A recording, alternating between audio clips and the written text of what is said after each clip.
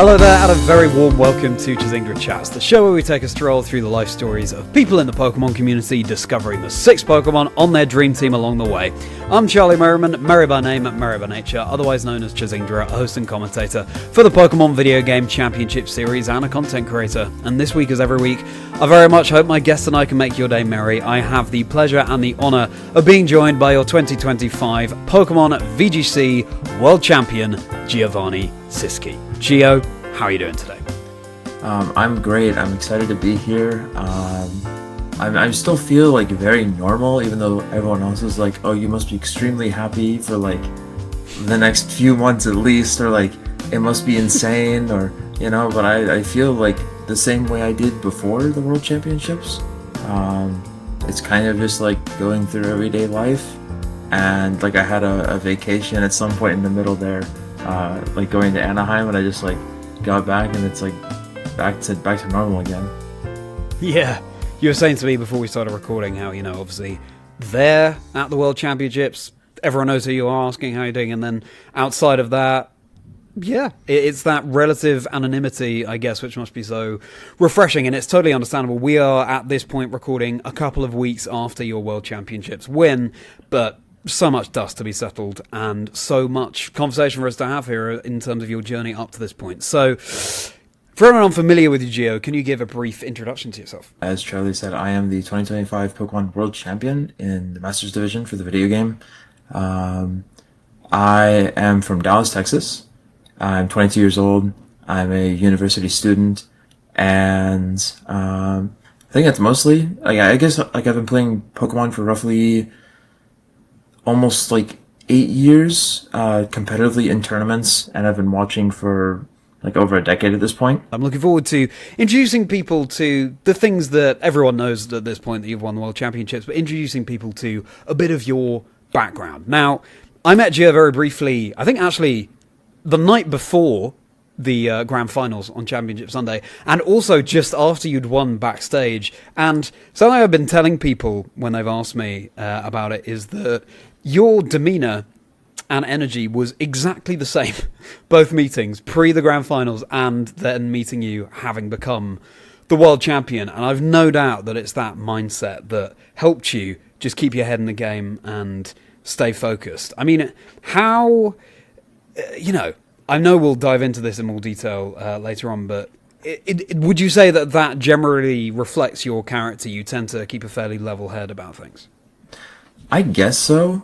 I was told with the World Championships in particular that the entire like week leading up to it and the weekends, even after like the day after and then when I left, like everyone kind of told me that I was a bit more calm and like laser focused than I normally was.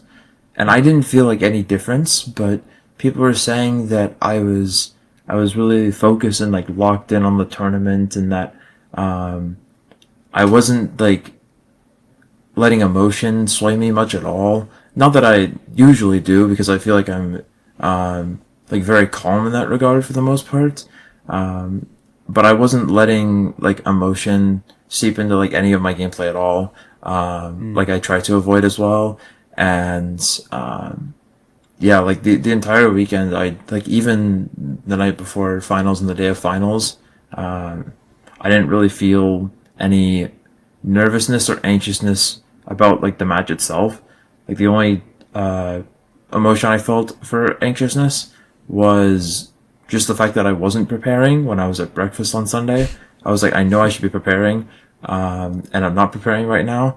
So that was where that feeling was from. And I could definitely decipher like the difference of, I know that I'm feeling this because I'm not focusing on the matchup rather than like I'm concerned with the match itself.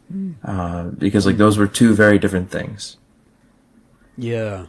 That's really interesting. We'll put a pin in that for now, because I'm looking forward to talking to you about that more once we've reached that point chronologically. And yeah, I mean, I was casting your top 4 as well. You've just seemed just as calm and collected there too, that laser focus. But anyway, shall we do this, Gio? Yeah, let's do it. Fantastic. Let's dive in. And I'm looking forward to discovering what the 6 Pokemon on your dream team are. To kick things off here, let's go right back to your origins with Pokemon. So, your older brother receiving his first Pokemon game back in 2009, and then graduating from there into a few years later, receiving some Pokemon game cartridges from your brother. Yeah, so in the summer of 2009, my brother received Pokemon Platinum for his birthday because he went to a summer camp that summer, which he met a friend, and like that friend had a ton of older brothers that played Pokemon. And so naturally, the youngest brother played Pokemon. And then my brother saw him playing Pokemon Platinum and got into it and asked for my parents to get it for him for his birthday. And he did. And from there, I would just watch over his shoulder for like endless hours. It was like the best pastime to watch him play through the games. And that eventually spiraled into him getting Heart Gold Soul Silver the following year. And then the year after that, in 2011, we actually moved from Southern California to Texas. And when we made that move, a lot of the friends that he was making in Texas had like separate interests. And so naturally he just kind of fell out of favor with Pokemon and like didn't really have other people to connect on. And he's like the older brother type where, you know, you're only kind of doing things through people that are your age and not through like your younger brother. So like even though I had a strong interest in it and I still loved the games, he just didn't find the same appeal for it because he couldn't share that experience with other people that were like similar to him. And like that's kind of understandable. So he allowed me to like use his game cartridges going forward, both his Platinum and his Heart Gold cartridge. And from there I started to get my own games. When I got Pokemon Black, I actually named my trainer after him. And then it was like, no, don't do that. Name it after yourself. Because he wanted me to like have my own identity with the game. And like play for me and not just because of him, even though he got me into it. So, and it was weird. Like, of course I loved receiving those games. There was a lot of mixed emotions. I didn't really know how to process it all because he was the reason I got into the game. You know, and it was awkward to be like of course I want to play these games. I've watched you play these games for hours on hours on hours, and I would love to be able to, you know, explore them on my own time, you know, in my own hands. But with like that coming at the cost of him like losing interest in the game, like also hurt me at the same time. So it was tough to kind of figure it out from there. But fortunately, a lot of my friends after moving that I made were actually like really into Pokemon, like both the game, like themselves, the trading card game, like both of those like pretty heavily. And we would bring our like binders of cards to school, and like any downtime we had, we would talk about Pokemon or like trade cards with each other, like anything Pokemon related, like when we had the time to, and it wasn't like every day like a constant thing to where it was getting old, but like we just found a way to keep having fun with it and enjoy it. Like it's crazy looking back, but like I don't know how we didn't get tired of it. Like it was so much Pokemon that we would talk about. And like even during like the book fairs, I would get like the Pokemon handbook, and then my parents would like go up there like the day before it ended, and like they would ask the person running it like about the book, and they'd be like, "Oh, your son already bought it like 4 days ago. Like he came up here with like $12 or $13 and bought it," and like that was a funny story too, to kind of be like, my parents planned on also like getting me this like Pokemon Platinum or like Diamond and Pearl handbook when I like already bought it like the week before when the book fair opened. So yeah, a lot of good memories from that time. Wow. Funny you should mention the Pokemon handbook, because I recently just came across my copy from that's way cool. back in the. This is back when Pokemon Red and Blue came out. I've just unleashed this dust cloud because that's how old we're talking that this book is. But yeah, fond memories indeed. Okay, so how much older than you is your brother? Around 2.5 years almost. Okay. A little under 2.5 years. Okay, sure. And so roughly how old would you have been when you first started watching him playing Pokemon Platinum? I was a little over 6.5 at the time. Okay, yeah.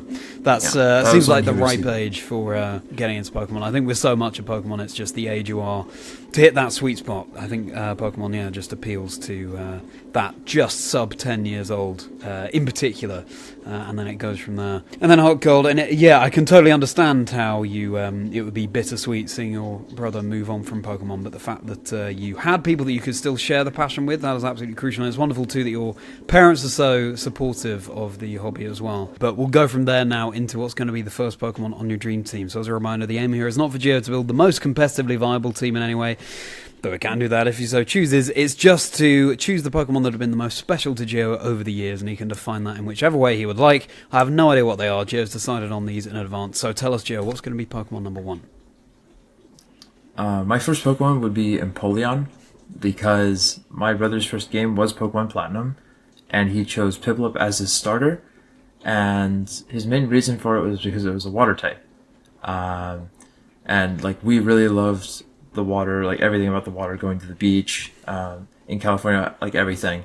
And so because of that, like every single game I've had, I've always picked the water starter unconditionally, no matter what, as well. And Empoleon is his favorite Pokemon, and like that like adoration for that evolutionary line of Piplup to Empoleon, and the fact that he really liked using Empoleon at the time that he did play through the games, kind of became infectious with me, and it spread to me. So it does like have a very like special place in my Pokemon timeline, because like he is the reason I got into the games, of course, and like it is his favorite Pokemon, and I watched him play through the games for a ton of hours. So naturally, like it started to grow on me as well, and it has been like pretty influential for like every single game I play now, because I'm always picking the water starter no matter what. Yeah. Fascinating how it all ties back up. It all comes back around, having Empoleon as the representative of your brother, shall we say, on this team. And of course, Pokemon Platinum, the game that kicked it all off for you. Fantastic. Well, thank you very much for that, Gio. And if you're enjoying this chat with Gio Cischke, your world champion, everybody, please do like and subscribe. It really does go such a long way, and it shows me that you enjoy hearing content like this and the life stories and dream teams of people in the community. But we've got so much more conversation to have, so we will continue from there now into your first real exposure to competitive Pokemon, which was watching the 2014 US National Championships. In the 2014 US National Championships was the first official tournament I had watched. I did watch some of it live, but I didn't actually see a ton of it. And I watched most of it like after the fact, months after, when they uploaded everything onto like the YouTube and whatnot. So I was able to catch like a few of the matches, and I'm like, what is this? Like it's Pokemon related, like US Nationals, like in Indianapolis, Indiana over 4th of July weekend. Like, what is this? And of course, I didn't have the Generation 6 games, so this was the first time I had like truly seen a lot of Mega Evolution interaction, even though like my friends had the games, of course, and I saw them play it a bit. See a lot of that.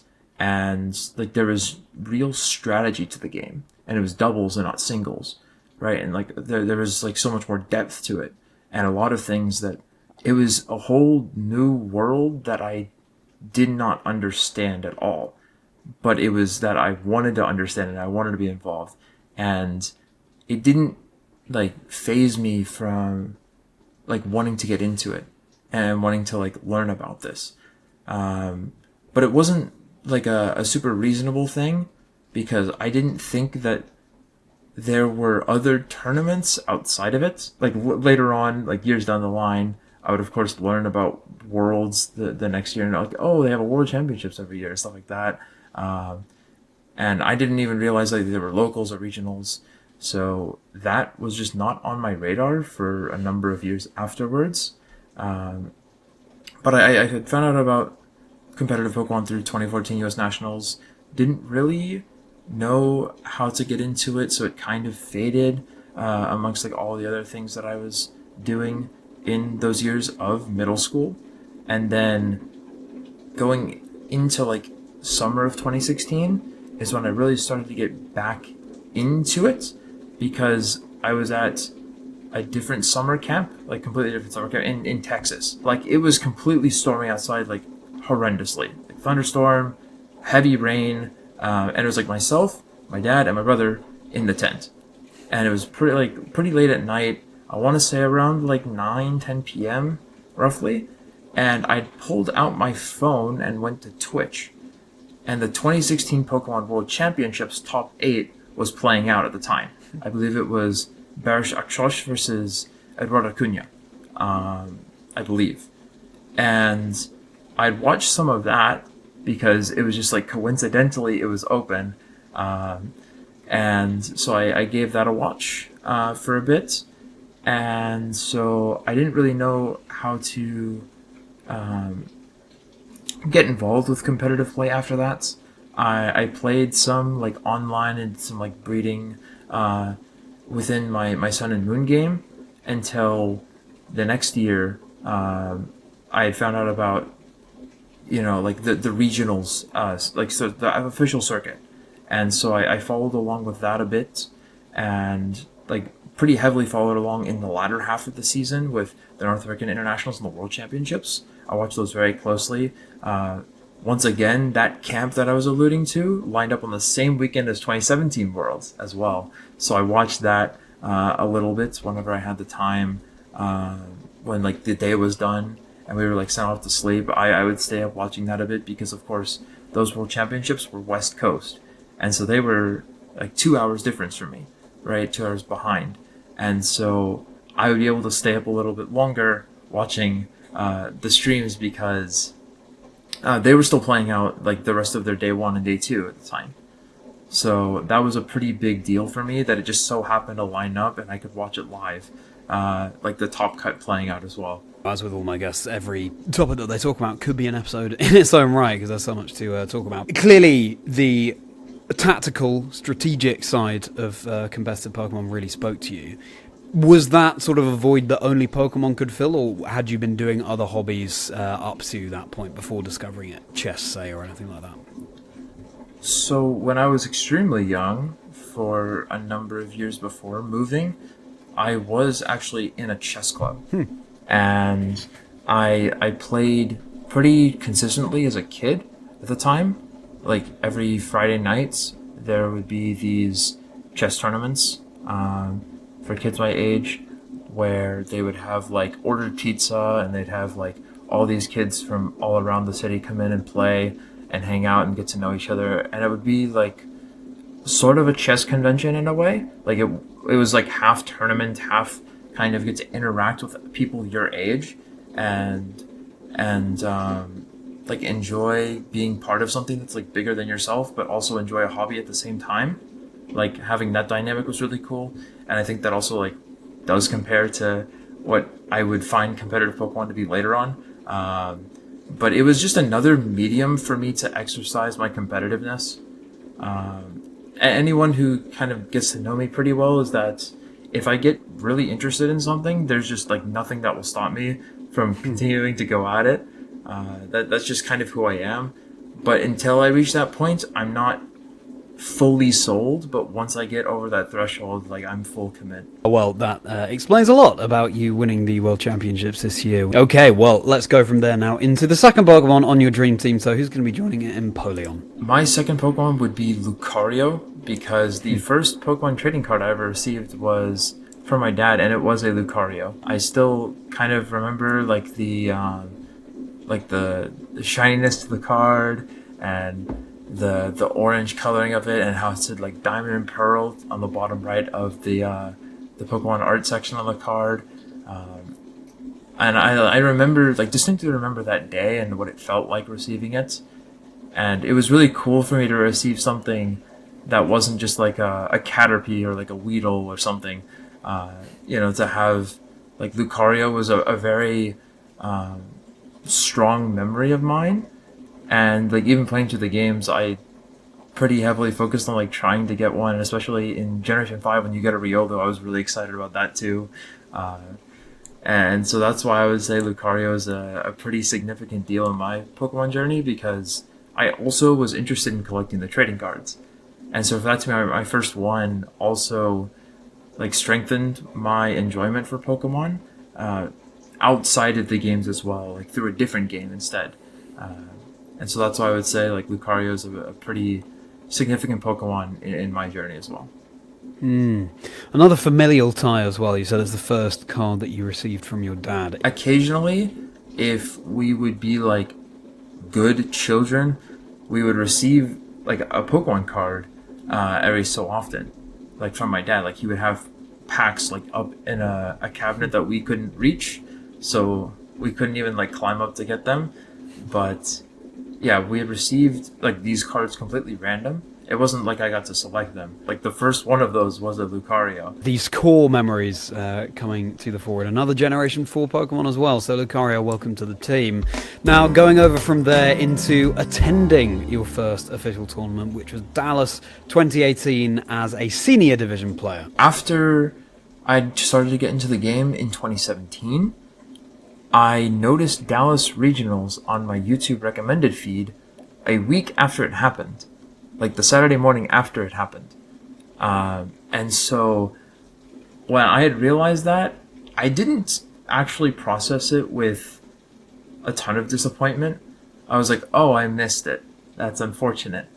But I was like completely certain they would have it the next year, even though I wasn't completely aware that they could switch locations for these events.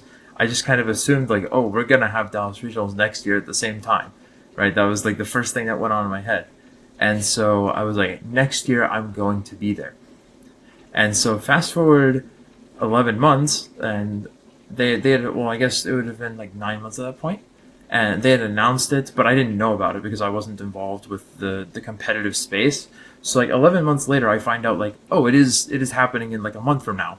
And so I kind of like told my parents about this, and they were like, I don't know, we'll see. And eventually I'm able to like convince them, and even up to the point like I received the game for Ultra Sun Ultra Moon within a week of actually playing the tournament, so I didn't have time to play through the full game, and that had some funny consequences. But my mom found out about online registration the night before at like 11 p.m. and I was convinced that it was just like on-site registration, so I didn't think of anything of it. So we quickly completed the registration, and then I went to bed, but not to sleep, for like 4 hours or something like that. I was like both excited and anxious about my first tournament, didn't know how to feel. I'm sure a lot of other people know that very specific feeling. And then like the day of, I couldn't convince myself to really eat much breakfast either. It was like that kind of feeling. And I did have a relatively satisfactory tournament. I went 3 wins and 2 losses. I finished 12th. So it was actually like pretty solid, and like even better than I thought at the time, because I actually didn't have a Mega Pokemon. And of course 2018 had Mega Pokemon. And this is because I was using a Metagross to the Metagross site, but I didn't have the Mega Ring that you get in the post game, which you need to use for competitive play to actually Mega Evolve it in battles. So I was not able to Mega Evolve my Metagross, and I found out in the first game of round 1, where like I sent out Metagross, and then I just don't have an option to Mega Evolve. And I'm like, the realization kind of set in like, wait, I have to play through the post game still.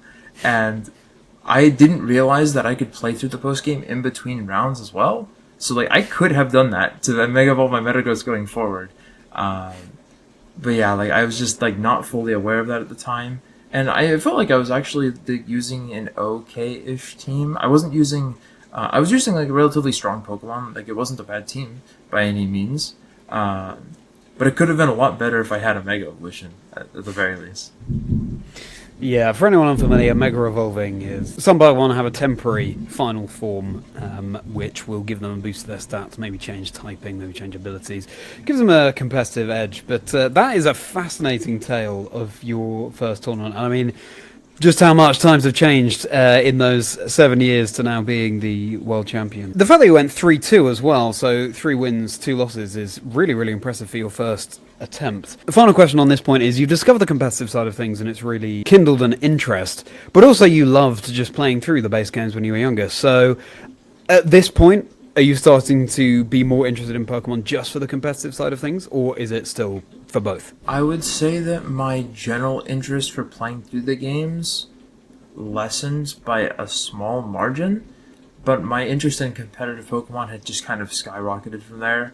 Like, I remember leaving that day from the venue thinking to myself, like, I know that I can do this. Like, with conviction, I was like, I know that I can do this in the way that I want to do this, and I believe in myself, because I didn't feel like I was showing anything close to like what I was capable of, and I felt like I was just getting started, and like it was kind of like it was disappointing in the way that like the result finished for me, because of course I wanted to like have my first tournament feeling like the experience of playing in a top 8 match, like that would be cool, but I don't think that I was fully ready for that either, and so I needed some, I don't want to say maturity in terms of like, I felt like I was a pretty mature kid at the time as well, like mentally just getting to it, but like maturity in terms of like understanding the game. I felt like I didn't understand the game enough to actually like push for a win at a tournament, and I really wanted to win a tournament. I didn't actually make like any friends at the tournament, and so like I continued to like practice really hard and trying to like get into the community online, because I feel like that's part of like the immersion with the competitive Pokemon space, is like there is this massive online aspect to the community, and so you have to kind of at least be aware of the space to like fully enjoy it and fully be a part of it. And so I would practice really hard online and I got to meet like other competitors, especially like one of my opponents I ended up finding online, and I got into a group of a ton of the senior division players that year, and that's kind of how I got really started with my senior division, like last year in seniors in 2018, even though it was my first year competing, is that I got in a similar space with like a lot of the other people who I was competing against throughout the year, and so that was really cool to kind of be involved and become like one of them in a way, and I was like immediately accepted as like, oh yeah, I know this guy, I played him, and like we just kind of like all got started from there, and we would constantly like play against each other and practice against each other throughout the year.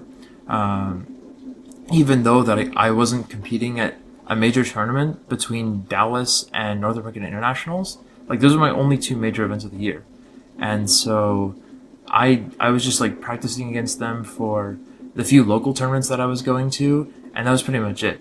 Is that I was practicing because I really enjoyed playing the game, and like I would have a few opportunities to like play at locals, but I was the only senior division player showing up, right? It was all masters, and so at times, like I was getting to a point where, like at the end of the 2018 season, where I would have actually top cut in Masters if I was actually like seated in the Masters division category, and that was like a pretty big moment for me, even though I fell like horribly flat at nationals that year. Okay, well, wonderful that you started to meet this community, and I know we're going to be talking a lot more about that in your next topic, so we'll part that there and now ask who's going to be joining Empoleon and Lucario as your 3rd Dream Team member. My 3rd Pokemon to my team would be Salamence. Salamence has been my favorite dragon type for like as long as I can remember. It's just got everything. It's got insanely cool typing, a really cool design, like all of the attacks it uses, all of the animations. It has an insanely deep move pool. It's a very fun Pokemon to use, and on top of that, it's really strong too. Like it's actually very good, and like ever since the first time I saw it, I was like really captivated by it. And even back when I was in California, I had actually been talking with like one other person I found like actually owned the game in my grade. And I remember going over to his house one day, and I was going to trade for a Shelgon, right, to evolve into a Salamence. But apparently he thought that I meant Shieldon, and so I received a Shieldon instead of a Shelgon. And I didn't want to really say anything to like cause any like conflict. And I was like, like trying to really process it. Like I was receiving a Shieldon, and I was about to say like, this is Shieldon, not Shelgon, right? But I kind of assumed like, oh, like I guess maybe like he interpreted this differently. And from there, I was like always trying to find out, how do I get a Salamence? And like for the longest time, I didn't know how to. But eventually, like when I got one, I was like, this Pokemon is awesome. I love this Pokemon. And like even throughout 2018, it was the Mega Evolution that I used the most after using Metagross at Dallas Regionals. Or I guess non-Mega Metagross at Dallas Regionals. I used Mega Salamence throughout like most of the year, and even like a fair amount in 2019 as well. So for like that, it's probably my favorite Mega Evolution too. Salamence joining the team. That's fascinating. And we'll swoop now over from there into what happened at the Knoxville Regional Championships, and then being introduced to so many more people in the competitive scene. So a big fast forward here. Like I'd been playing competitive very actively, watching very actively. I was very involved in like improving over these years. But a big turning point in my competitive journey was with Knoxville Regionals 2024, because the start of Regulation F was like probably the most fun I had with the format in a long time, and I had built this team that I was really proud of, and I was like number one on the ladder. I felt really strong with it, but I wasn't going to any events except for like maybe like a fringe chance that I would go to Europe Internationals, but that wasn't until April, right? Like, and this was like late January at this point, so I didn't know if the team was still going to be strong by the time that I used it, and so one of my friends, Luca Paz, was going to Knoxville Regionals in early February, and he asked me to take a look at his team. And so I took a look at it, and he was asking how should I build Raging Bolt. Like, I'm not completely aware of how I should build Raging Bolt. And I was like, hey, here's the team I'm using. Like, I have this at number one on ladder. I feel really good about the way that I built this Raging Bolt. If you want to use this, like this, you can use this as inspiration. And then he kind of like looked at it apparently and said like, can I just use your team instead? And I was like no, like you have way more like comfort with what you've used. Like just like don't like, if you want to make that decision, I am not going to influence you at all. Like that is completely on you. I don't want to be part of this, right? Like I don't want to be the reason that someone switches teams last minute, because we've heard like good and bad stories about this. And he's like, no, I genuinely like your team more. I think it looks really good. Like, can you give me a quick rundown of it? And so I kind of give him this 30-minute crash course on how like the team functions and generally how to play it. And he gets like another probably 30 to 45 minutes, maybe an hour at most, of practice on this Friday evening. From there, he was able to like go 7-2 in the first day of Knoxville, and then he was able to make it to the top cut, and then also get a medal. And like that was a huge moment for me, because it was a team that like I completely worked on like by myself. It was like my own team through and through. And like a friend of mine who I've known since the senior division in 2018, like used my team to top 4 Knoxville, and he did it back to back because he did it the previous year in 2023. So that was a huge deal. And then on top of that, I like didn't have a medal. Right, I had a top 8 at a regional, but I didn't have a medal. And seeing someone else get a medal with my team was like a pretty big moment too. And so that was awesome to see. Like watching at home, like felt really good.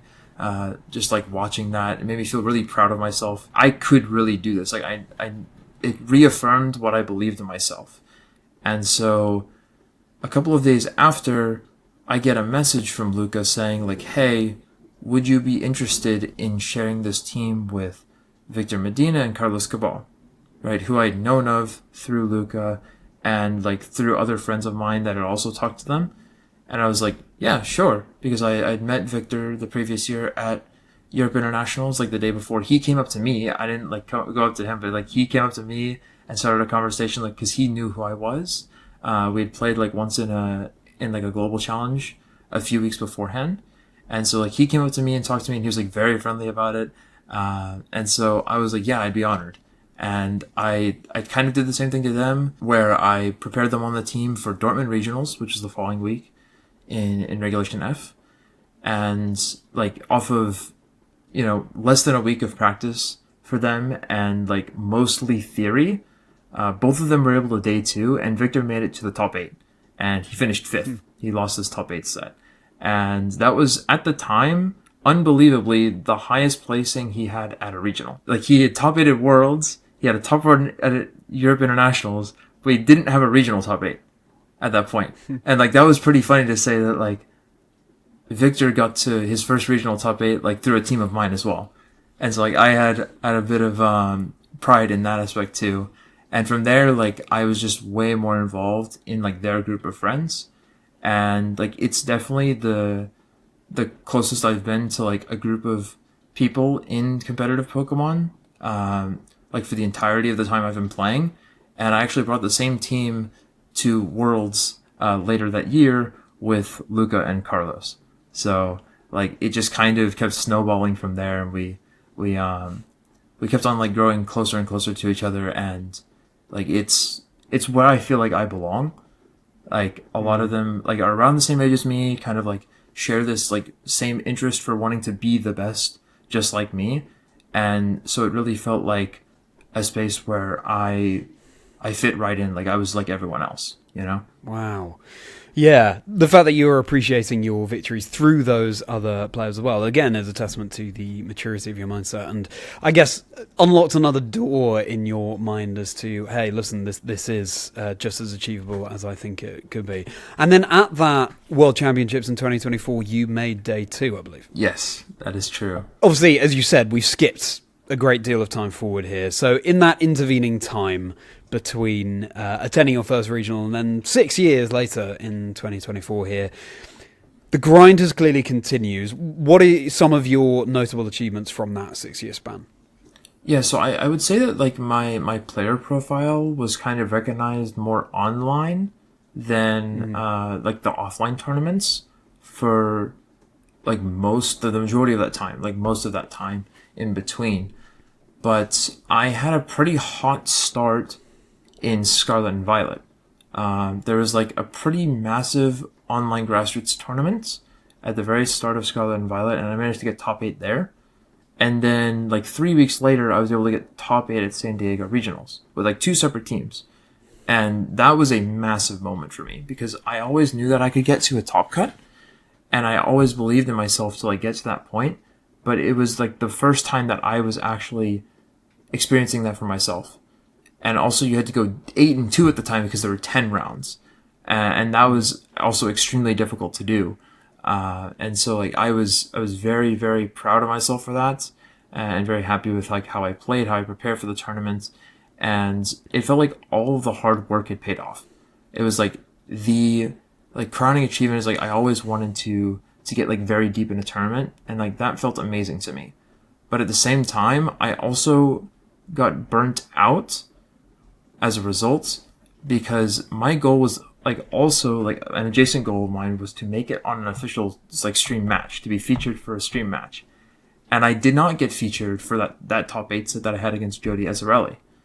And so that part was really hard for me to accept, because I felt like I had done everything. Like I wasn't streamed up until that point. I made it to the top 8, and they were only streaming 2 top 8 sets, and I was not selected, right?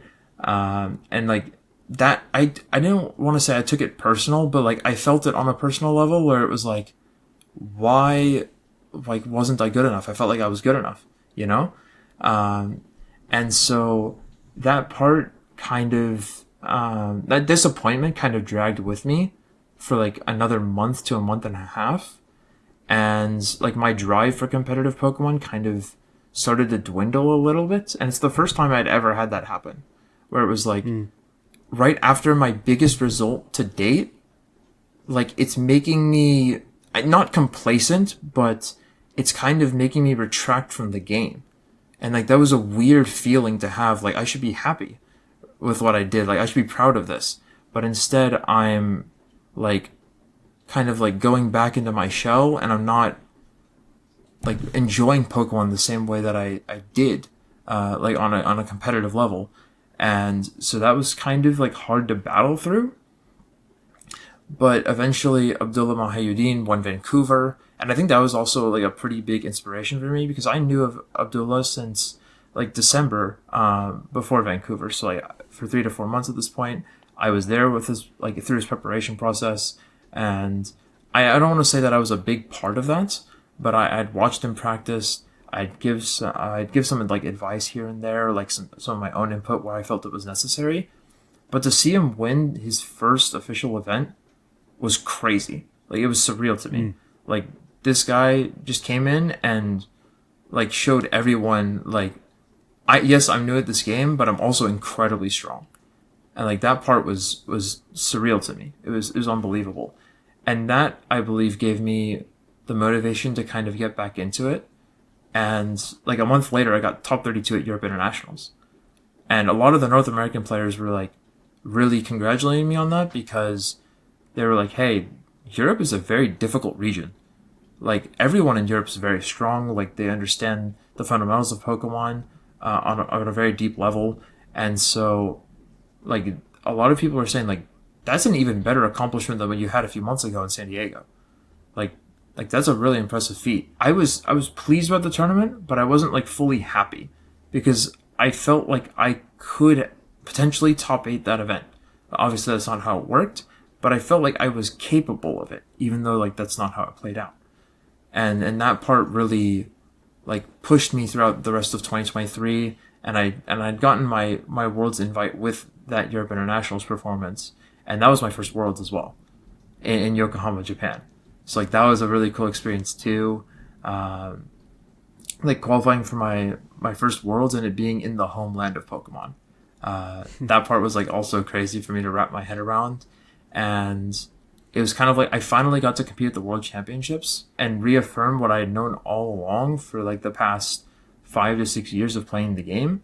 Was like I knew I could get to Worlds, and that was like the like hallmark achievement, is like I want to qualify for the World Championships one day, and I want to compete at the World Championships. I think it's entirely natural for you to feel like the fire is diminishing at some point. And I guess, you were having such fantastic results that you just was driving for more and wanted more. You felt like maybe on some level that the next step for you would be appearing on stream and appearing under those heightened pressure circumstances. Before we take a more of an examination of that, my final question on this point is, you've said a couple of times that you've believed that you could do it. You knew that inside you had the capacity, and for example at EUIC you knew you could have made top 8, but it was a top 32. Where do you think that fundamental self-belief comes from for you? I think it completely comes from the practice and the hours that other people don't see. Is like I know the time that I've put into the game, and I know the results that I've been able to achieve, like in terms of my preparation leading up to the events. And like that's what it's all about, is like I'm gaining my confidence and my belief in myself from that. Is like if you prepare extremely hard for the tournaments, it makes the actual tournament day so much easier. It's like walking in with a very, very strong team as well. Like if you build a very strong team and you're walking into a tournament, it makes the tournament run like 10 times easier, right? Because you will have seen these situations like maybe hundreds of times, and this is possibly the first time your opponent's ever seen it, right? And so like that's a massive advantage, and so like the more that you practice and the more that you like, even just getting comfortable with the team and like getting comfortable as a player in a format and understanding how the format is like as a whole, like the environment of the format, what's like strong at the time, all of that. Like that all has an effect on how you're going to perform at the tournament. Even if it's a matchup you've never seen, just the fact that you've practiced with your team and you understand how it works, like you can intuitively figure it out on the fly as well. Right? And like that's a huge deal of competitive Pokemon, is like the practice, like you'll know like a difference, like you'll feel it when you practice very hard for a tournament versus when you show up on like limited practice. Like there's a very distinct difference internally that you feel between the two of those. And like that's absolutely where I'd say my confidence in the game comes from, is because like it will, like your practice will be reflected by your tournament results a fair amount of the time. That's not always how it goes, of course. Like you can work very hard for a tournament and have it not work out. That's happened many times to many players, including myself, right? Many times. And you just have to stick with it. Like, of course, it's painful to know that you can prepare very hard for a tournament and have it not go the way that you want or expect it to. But that's kind of like the beauty of competitive Pokemon in a way. That's what makes it so cool, is like you never know how it's going to go until it actually plays out. But you should still be preparing as hard as you can and doing the best you can to make sure that you are ready for those situations when the day comes. Covering all the variables that you possibly can in advance. Very wise words indeed. Thank you, Gio. Now it's time to discover who's going to be joining Empoleon, Lucario, and Salamence as Pokemon number 4 on your dream team. My Pokemon number 4 is Tapu Koko. It was my favorite Pokemon of Generation 7, both just in terms of playing the games and competitively. I loved it. I used it on like every one of my teams throughout Generation 7. It was my favorite Pokemon throughout all 3 formats of 2017, 2018, and then the 3 separate rule sets in 2019. It has like electric typing, which I've always loved electric types. It's very fast and can control the game through like high-powered offense. It can serve a supportive role through like Assault Vest, or like even like a light screen set. Nature's Madness is really cool. Like, there's a lot of different ways to play it as well. And so like, on a competitive side, I really enjoyed like how dynamic it was that you could build it. Like there were 6 or 7 different ways that you could build Tapu Koko, like through different items and through different movesets that made it play completely differently, and you could kind of mold it to how you wanted the team to play. And it was very unique in that aspect, because very few Pokemon could be built in a way to where you could change it so many different ways for like whatever your team needed. And like its design is also like really, really awesome to me. I've always found it to be cool. And I also received the Shiny Tapu Koko event at the time. Like someone gifted me a code for it, so I still have that on my Sun and Moon copy as well. And like all of those things combined just makes me like really love the Pokemon. And it was like one of the apex predators of like Generation 7 VGC, so it's like very close to me in that aspect, because like Generation 7 was the first like generation that I got really into competing at official tournaments, and so like that was a really big time of my competitive Pokemon journey, and like Tapu Koko dominated. So that like all those things like collectively make Tapu Koko feel special to me. Wonderful to hear. Yeah. Tapu Koko, Electric Fairy joining Dragon Flying, Water Steel, and Steel and Fighting. So we got the only repeated type there is Steel thus far. We'll see how that continues to develop. But thank you very much for that, Tapu Koko. Welcome to Gio's Dream Team. Now it's time to talk about the 2025 season up to the World Championships. And we'll kick things off with Vancouver 2025, so that's around April, I believe, which was your first stream appearance. Just a little bit of context on my 2025 season is that I did not play a major tournament until January with San Antonio Regionals. So I did not play the entirety of Regulation H. And so like a lot of people are like, oh, like, is he still playing? And it's like, yes, I am. I'm waiting for San Antonio to come around as a Texas player. And I also wanted to focus on like other things in my life after 2024 Worlds. I felt very accomplished with my result then, and so I kind of took some months off of like traveling to compete. And so San Antonio Regionals, I went from 8-1 to 8-3 there, missed the top cut, and I wasn't planning on doing any other events in the 2025 season. I thought that my season was over completely. I thought that I had like one shot was to win San Antonio, and I prepared extensively for that, and like to miss out on the top cut entirely was like crushing, and I felt horrible for like a week or two after that. But then my friend Isabel Lee from the Seattle area kind of jokingly, nudgingly was like, hey, you should do Vancouver. Like, you've never been. And I was like, well, I'd love to, but I don't know if I can. Like, I'm not sure. Like, that's international. Like, I've never been before. That's like a lot of logistics to figure out. But then I started to kind of look into it as a potential option, just to kind of like entertain myself that it was possible. And then I realized that it lined up with spring break. So I didn't have to rush to get back home. So I was like, wait, I could do this. And so my idea was like, okay, I can connect through Seattle, then to get to Vancouver, and then I would drive back with Izzy to get to Seattle and then fly home from Seattle was kind of like the plan. And that was like the only reasonable way that I could make this work. I was really excited to like go to Canada for the first time, see Vancouver. I'd always heard great things about it. It has a lot of history in competitive Pokemon. Vancouver does, with it hosting the 2013 World Championships. There's a lot going on with the city of Vancouver and Pokemon, and I'd always wanted to go.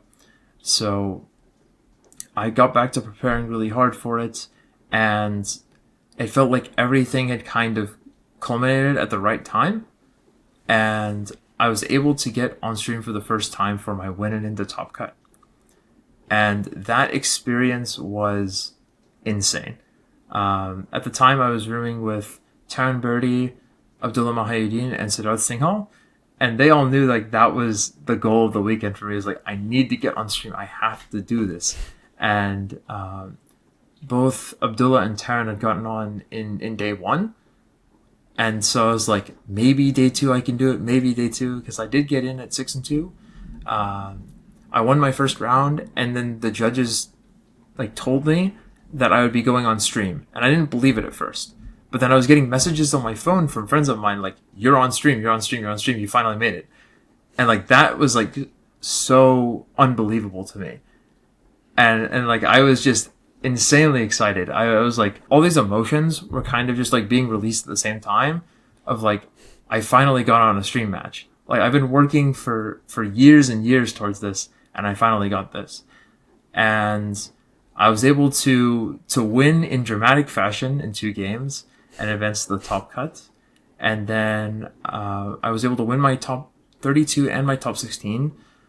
And then I unfortunately lost in top 8 to the eventual champion, Bayside Muntazir. It was a bit bittersweet in that regard. Like I was very happy with the results, and the fact that I got not 1 but 2 stream matches in the same day was like an awesome experience to have, because I'd been working towards that for a long time, and to finally get that to happen to me was like just so rewarding, to see that like finally pay off in the end. I wouldn't be surprised if going forward, now you're the world champion, we see you on stream far more, Gio. But you have a lot to thank Isabel for then. I mean, yes. A lot to thank Isabel for, given that you might not even continue competing in the 2025 season had it not been for Isabel's encouragement. It's just mind-boggling to think that your first stream appearance was not 4 months before the World Championships, where then you're on stream a lot, and obviously you go ahead and win. How did it feel then, being on stream for the first time? Was it unexpected in any way? Was the pressure more than you were anticipating? The first thing that popped in my head was finally. Because I'd heard other people being like, this is the best player that has never been streamed before. And that had been said for like maybe 2 years that had been said. I didn't have that same mentality. Is like, I was still hungry for the appearance on stream. Like, I still wanted it, like, very badly. But people are saying, like, you're more than deserving. Like, they're gonna get to you. Don't worry. Just keep playing your game. And obviously, like, that's not something that's, like, easy to believe at the time, being in that position. But yeah, once I got on stream, I felt, like, very comfortable. It felt like I was just playing Battle Stadium at home. Like, I didn't feel, like, any difference. And I was, like, enjoying every moment of it. I mean, I've had positions in my life growing up where, like, I'm in front of a crowd of people before, like, many times, so it's not any different than that. And I'm getting to do something that I, like, genuinely enjoy doing, that I have fun doing. And, like, people are here because they want to watch and, like, want to see, like, both myself and the opponents I'm playing. Like, they want to see a good match. They want it to succeed, right? They're not, like, hoping that we perform poorly. So like there's no pressure, you know? Like there's no reason to be like in my own head about it. Like everyone's here to have a good time and like enjoy the tournament. Like there's no reason to feel like there's any sort of like external pressure or something to be scared about. Like that's all like just in your imagination. And so those thoughts never really crossed my mind, because like I just wasn't willing to even entertain that, because I knew that like everyone was there to like support me, that had been supporting me like the entire way. And it was just awesome to like finally have that feeling of I've made it. Like this was it. And like that was like by far the best feeling I ever had in the game up until that point, was like finally making it on a stream match. That's incredible, and equally incredible that you were just able to, again, remain so level-headed, which is a real theme of this episode. Just being able to compartmentalize is such a key trait of the world champion, or any kind of champion in the game, or anyone who's had any kind of success in the game too. Especially just, the stream, being on stream is a different experience, but the fact that you just saw it as you're just at home playing another Pokemon battle is really inspiring to hear. And of course, then Vancouver paved the way for a really fantastic rest of the 2025 season up to the World Championships. So after Vancouver, I kind of was able to convince myself that I could push for a World's Invitation, because like that was a lot of championship points. I was playing the Grand Challenges and the Global Challenges as well, so like the points were accumulating. Like I was in the hunt for a World's invite at this point. Like it was a very realistic shot. I believe I kind of soared up to like the top 50 around the time of Vancouver as well in North America. So like it was very realistic. Like I was in contention for it for sure. And so I kind of looked at the remaining regionals and thought I could do all of these events. Like I actually could, because there is a best finish limit for the season of I believe it's 5 events, if I'm not mistaken. And so that means that your best 5 finishes are counted in your total for your championship points. And if I were to do everything, I'd have 6 events. But I kind of assumed that I was just not going to be doing Portland at the time. I did go to Atlanta, which was also in Regulation G, and I missed day 2, which was like a crazy feeling, because I felt extremely capable of being back in day 2, being back in another top cut. I felt like I could do it. And I was feeling extremely confident and comfortable with the team that like I could win this regional. I could take this regional down, was how I felt. Like I truly believed it was possible. And to not even make it to the second day of competition was like a crushing blow to me. Like multiple other friends of mine also missed day 2 in Atlanta, and we kind of like all looked at each other and were like, what went wrong? Like, how did we end up in this position? Like, we all believe that we're way better than this. Where do we go from here? You know? And so that entire Saturday evening was kind of like a lot of confusion, a little bit of frustration, some disappointment, but also we were trying to remain in good spirit for like all of our other friends who were competing in day 2, right? Because like that mattered to us still. And it was good to see that we had friends that were still in it and still performing well. And that meant a good deal to us too. So after that, I kind of returned home with like, it was a rough tournament. Like, where do I go from here? And that was my last shot at a Regulation G tournament. And at the time I was like, oh, Regulation I is around the corner. I don't know what team I'm going to use. Like, this is a lot to figure out. And I didn't really know where to even start. And so Milwaukee had been like coming up in like 3 weeks at this point, and I didn't know like where to really approach the format, like from like what angle, you know. And so my friend Sven van der Voorden from the Netherlands, who I'd known for like almost 4 years at this point, connected me with Riccardo Stellini, who I was familiar with because I'd played alongside him in like some practice like team tournaments like for fun online.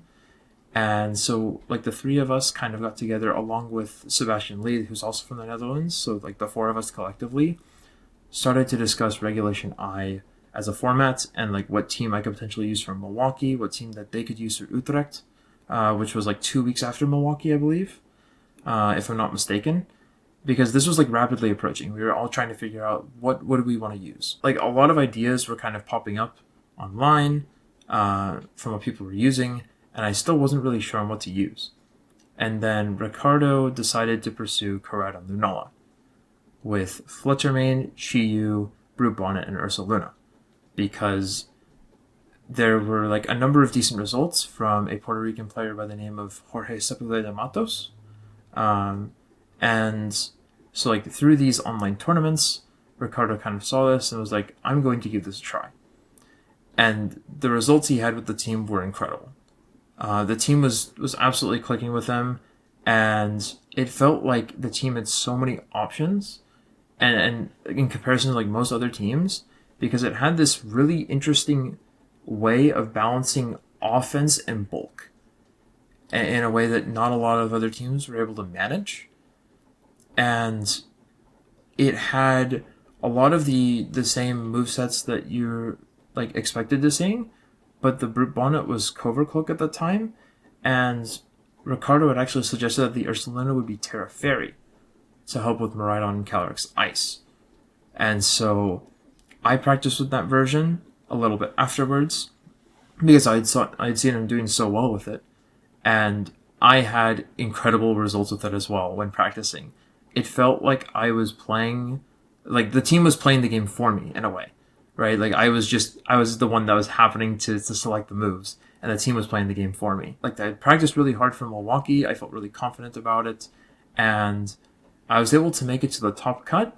But unfortunately, based on my seeding, I was 9th, and only the top 7 seeds would get the bye, which meant that I had to play a top 32 match, and I would eventually lose that top 32 match and finish 17th, which, like, it's weird to say that it's like a disappointment, but I definitely believe that it was possible for me to get my first regional medal from this tournament.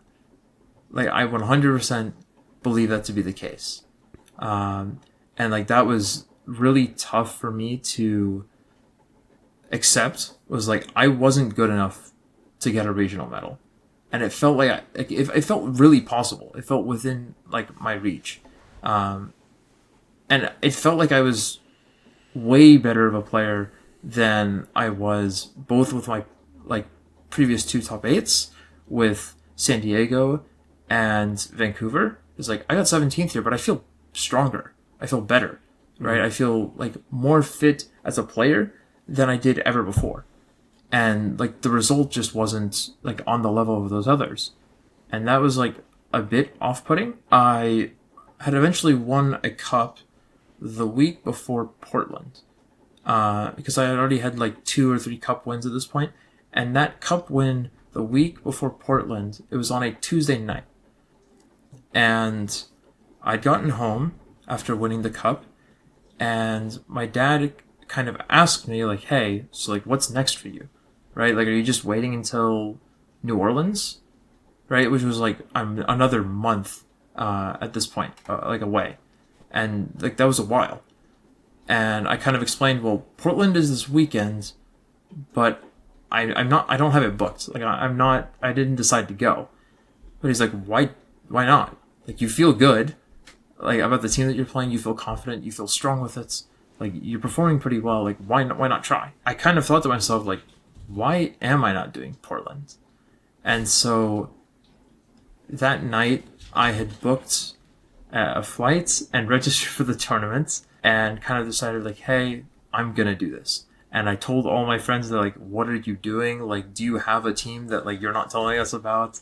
And I like very strongly did not want to play the team that I had been playing. Like, not that I didn't feel like it was good, but other people were starting to kind of like try to convince me that it was outdated. And I didn't know how to feel about that because I felt like it was strong and I was using it and I was performing okay with it. But other people were like, there was a very strong voice from like other people saying like, if you played something else, you'd be like one of the best players in the world, which is like just a crazy thing to say to me.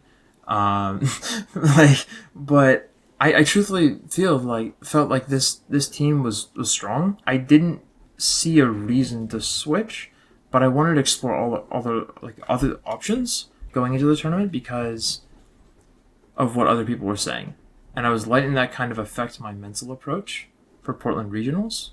So I landed like that Friday morning, and I had spent 12 hours between the time that I landed at like 9 a.m. to 9 p.m. of trying to find a different option for a team choice. And that went between like looking at the Japan national qualifiers results, all of the crazy teams there, tournaments that were going on in Latin America in the previous weeks, European tournaments with Utrecht happening like not too long before, and so I was trying to kind of like find something else to use, and I considered using like the strongest consideration I had was some like Caloric Shadow Koraidon Weezing team with Raging Bolt, Brute Bonnet, and Iron Hands, I believe, were the 6, and I thought that team was like fairly strong, and it was like not too unfamiliar because I had used a lot of those Pokemon before, and Caloric Shadow was like the most unfamiliar of those to me, like ironically. I guess Weezing too, because I didn't have a lot of comfortability with Weezing, and like that was a hurdle for me to get past.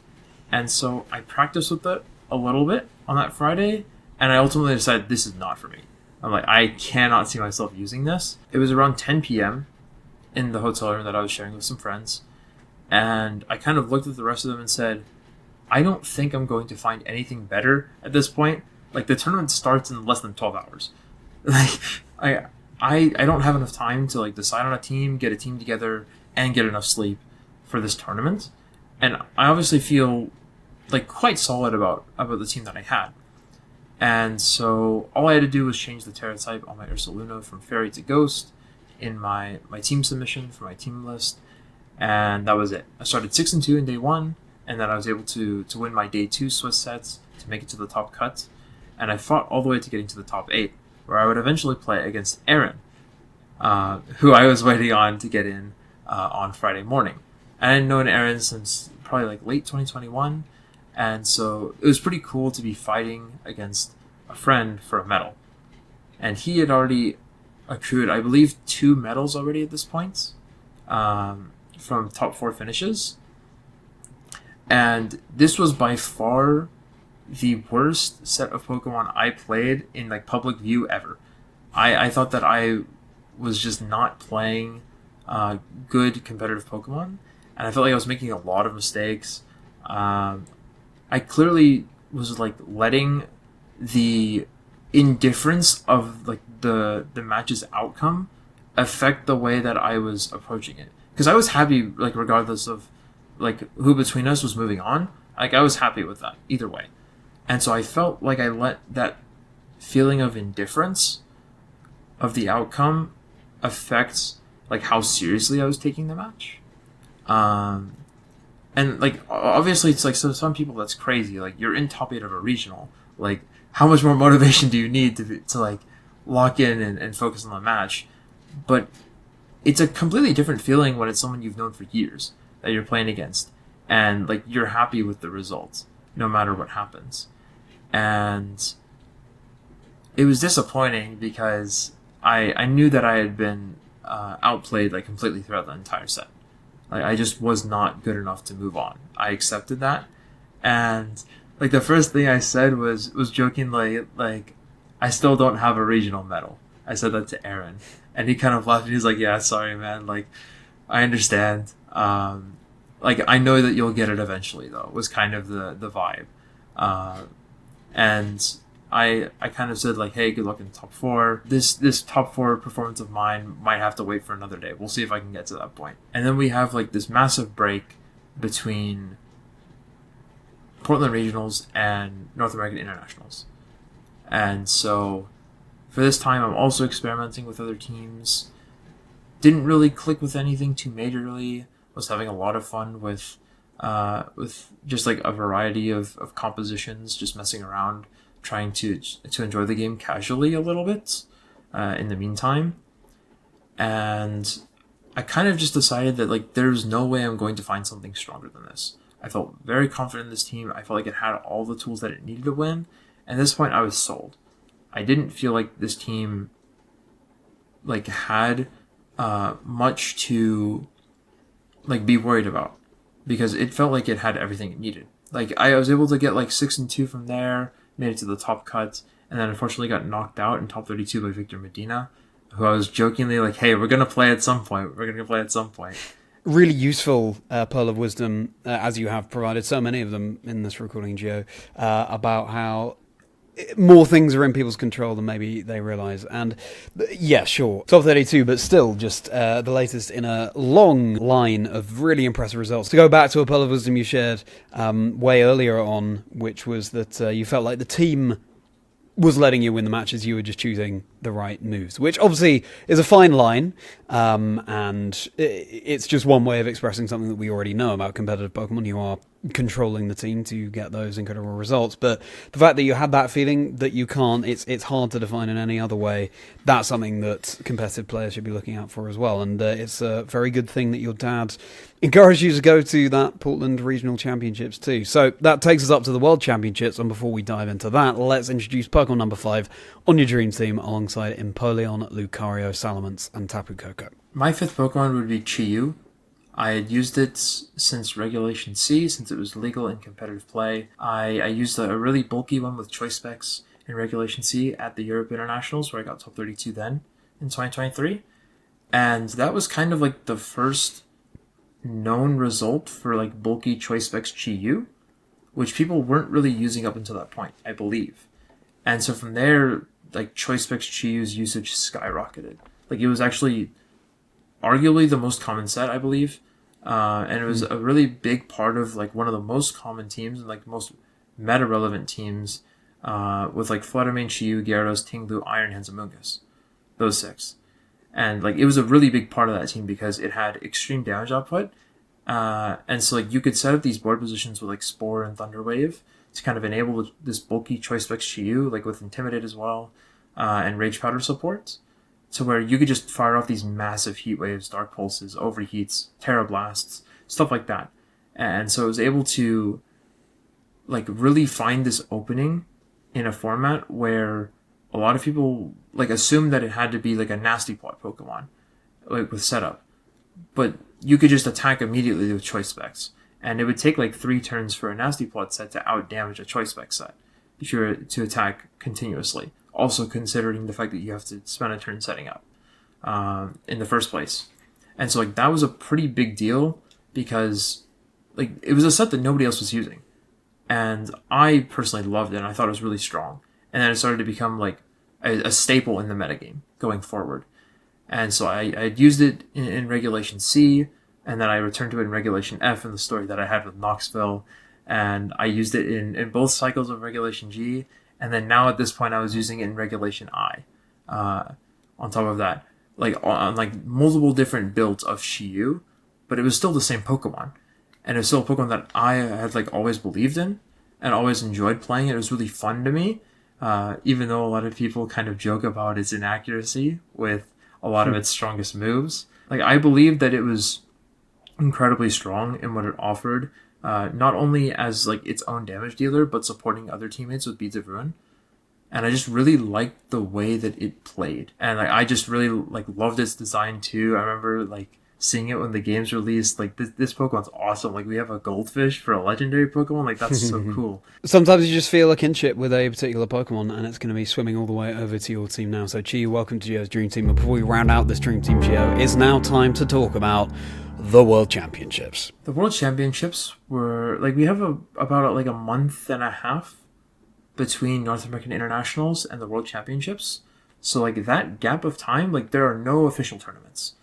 And it's a very strange time because there's no other time in the season where it's like that.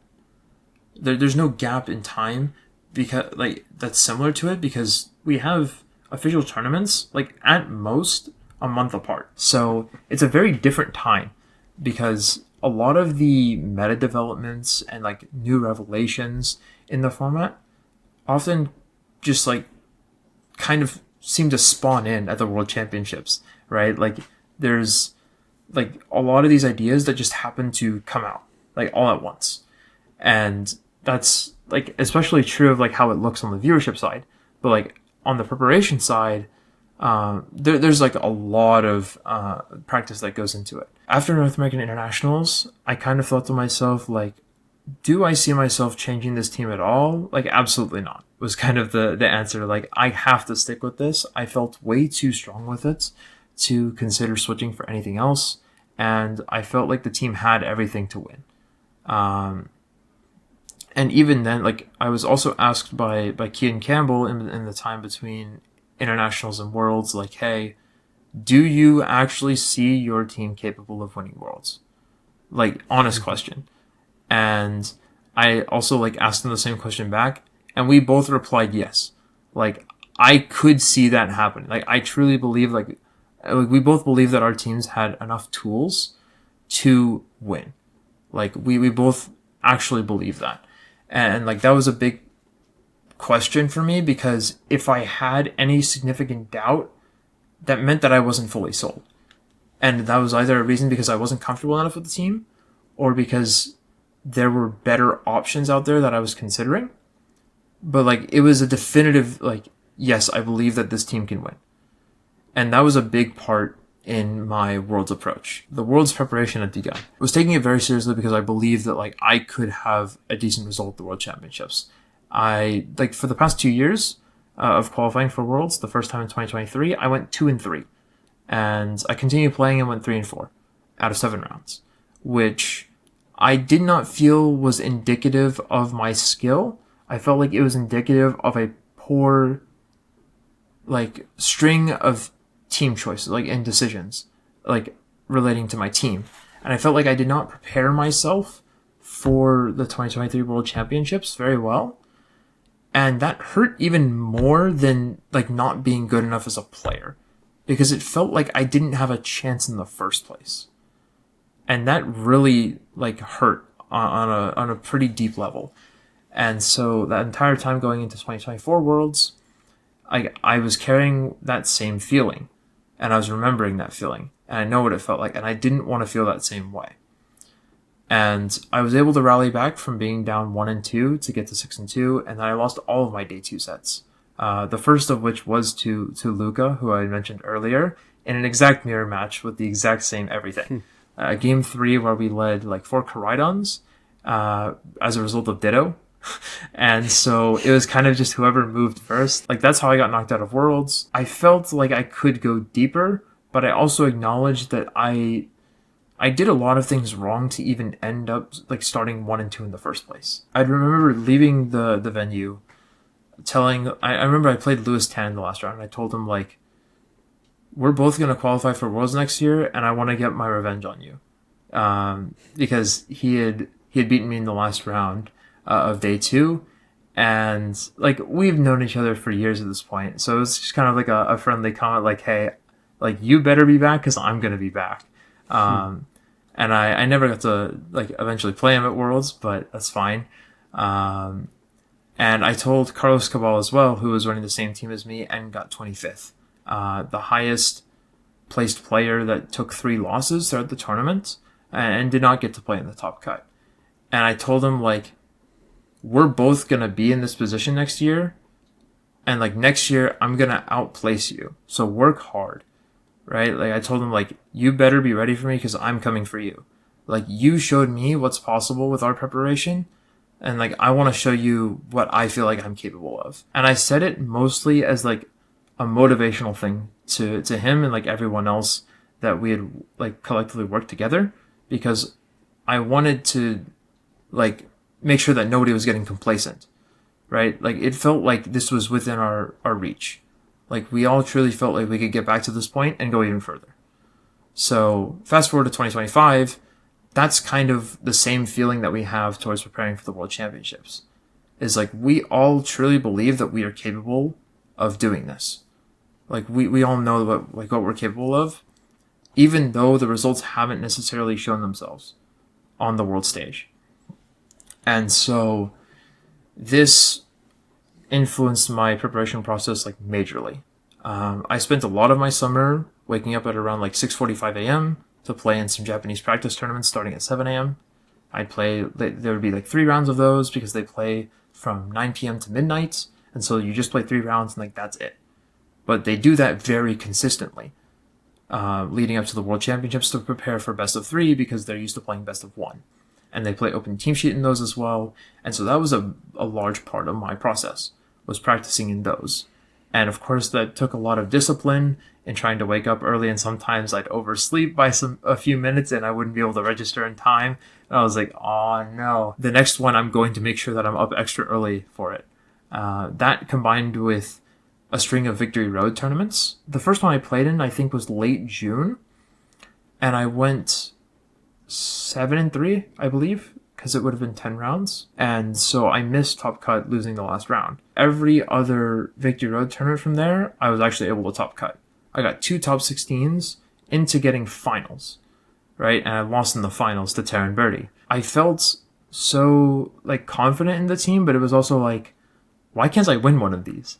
You know, like I feel like I can win one of these, but it felt like I was so close, and then I would always kind of like lose at the last hurdle, even though I felt this improvement. I continued to play in these Japanese tournaments for like the last few days until I traveled out for Worlds, and then we get into Anaheim. And so I'm meeting up with all of these people that have been mentioned earlier on in this episode. And so we're all kind of like collectively sharing how we feel going into the World Championships. First meeting up at like Aaron's house because he's from Southern California. And so like all of us are kind of like practicing a little bit on Wednesday, like figuring out some tricky matchups, or trying to find like an edge that we can gain in some matchups that we were expecting to play at the World Championships. And then from there we kind of like go into Anaheim, find our accommodation, meet up with Victor Medina and Antonio Sanchez Servan, who were rooming together, and we kind of shared a nice like Wednesday evening. The first day of competition, I didn't really feel the stakes of Worlds, to be honest. Like I didn't feel like there was this pressure. And it was the same way that I felt in 2023 and 2024, because like I felt like it was just any other tournament, truthfully. Like that's just how I felt, because like if you think of it any differently, then you're going to play differently than how you would like. And so mentally, I didn't feel that I should be looking at this any differently, even though a lot of other people had expectations for me. I was saying like, I don't have expectations for this tournament. I just want to play the best that I can. And like, whatever that result leaves me is like, I'll accept that, right? As long as I play the best that I can, and like, I have no regrets in doing that, I'm going to be like pleased with it and happy with it. I'm like okay with that. Like, as a result, I was able to actually finish the first day 7-1, after a lot of like really, really tough battles, against, like prolific players in the scene, and like well-known names. Like it was really a big deal for me to finish 7-1, meaning that I had some breathing room going to day 2. And like that was a huge deal. So we all kind of like left the venue after we'd finished day 1, kind of like went out to eat, hang out, kind of talk about like potential matchups we could play in day 2, and make sure that we got enough rest so that we would be good to go for the next day. And so for the first round of day 2, I was able to win game 1 pretty convincingly, and then game 2 I was able to get a massive lead at the start. But I couldn't find a way to like actually close out the game because Smeargle was able to get a speed boost. The Zamazenta was able to eat a double up on like 1 HP. And it was like, I'm so close. Like I can feel like, and I like this would secure my position in Top Cut, which like at this point I had never really like been like that close to before. And it was like possibly 1 attack away for like 4 or 5 turns.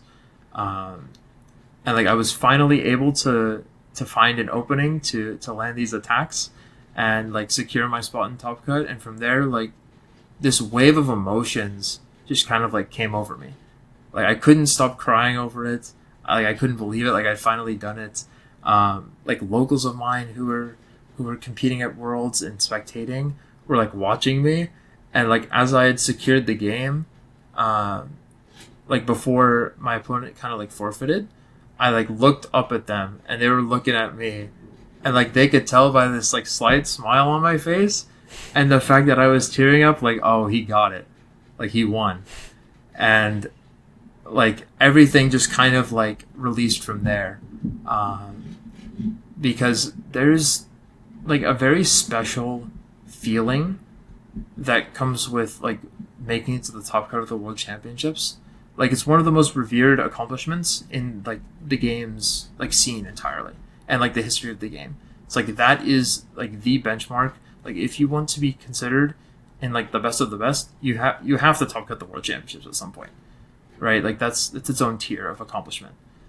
And like I had realized what I had done, but it also didn't feel like real. And it was like all so crazy for me, like processing all of this. Like I had actually done it, and that feeling was so surreal, and I really just couldn't like process it all in time. Fortunately, like I did win this in 2 games and not 3 games, so this meant that I had like 20 to 30 minutes to kind of rest and recollect myself before the final round.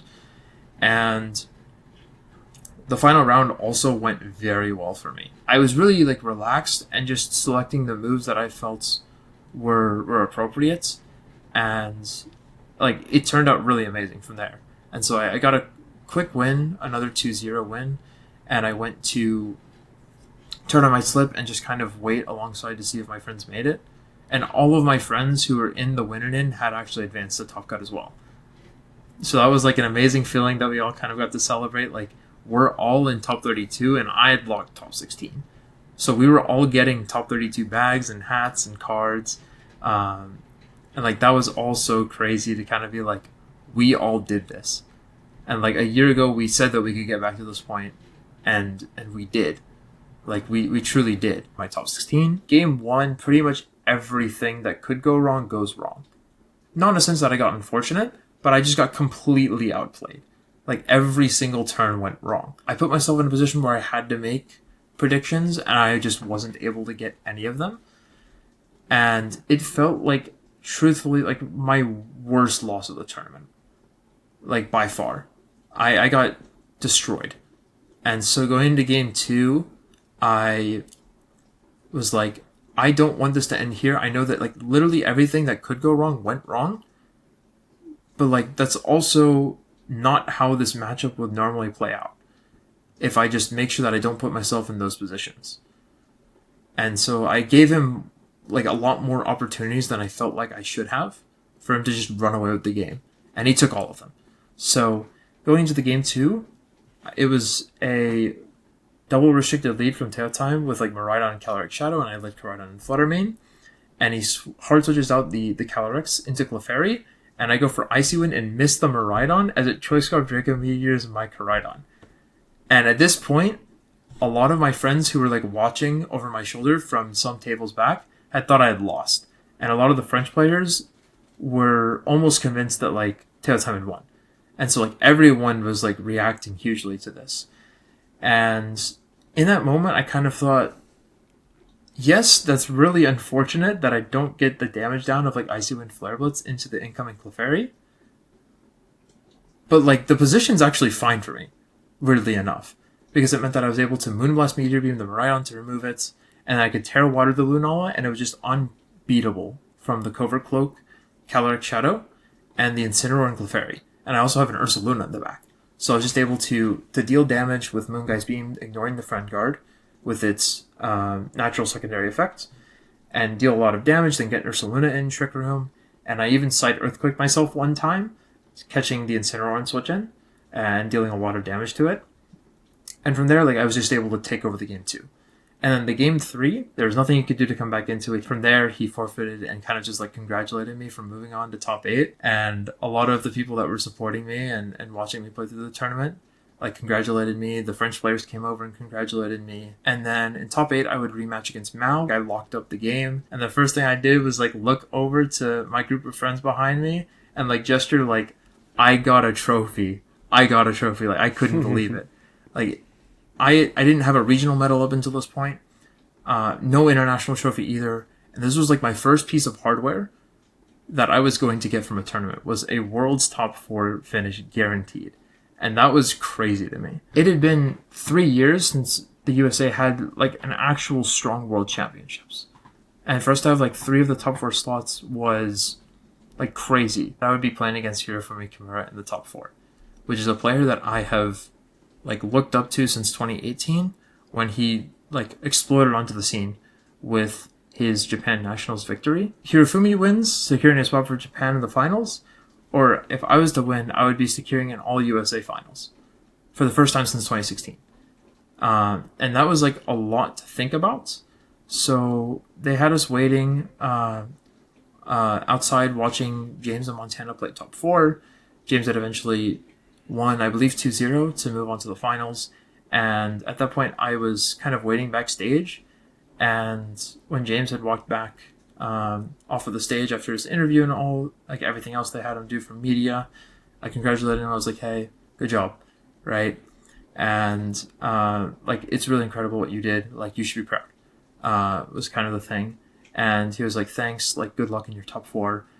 Just kind of like a friendly conversation as competitors, because we had played each other multiple times at this point, like leading up to this. And like, it was possible that if I made it to the finals, it would be the 5th time that I would play James in an official tournament. And that's the most I've ever played anyone. Is like 4 times already, but it would be a 5th time if I were to win. And even though like the stakes of the match were so incredibly high, I didn't even really like think of what it meant if I won or lost. Like, that thought didn't cross my mind at all. A big turn was when he went for knockoff into Chiyu, like, trying to cover a Lunala switch-in, as I got, like, Heatwave Chip and a Spore.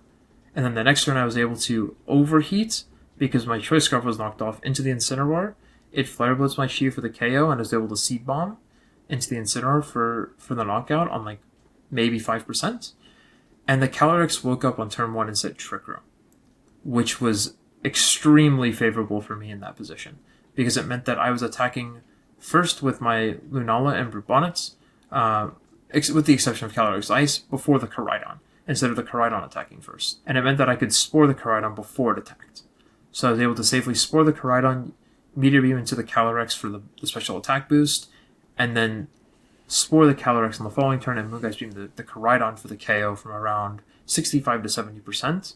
And on that turn, Hirofumi also missed Leech Seed on the Terra Water Brute Bonnet. And at that point, the game was over. I had secured my spot in the grand finals. Like, a crazy feeling to have, because I didn't really fully acknowledge what I had just done. Like, of course, I realized, like, what was happening, and I was fully in the moment.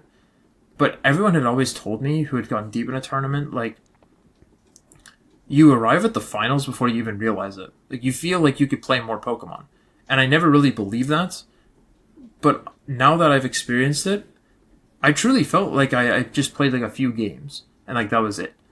But I was all the way like had secured my spot in the grand finals, had to do media with James for probably like an hour.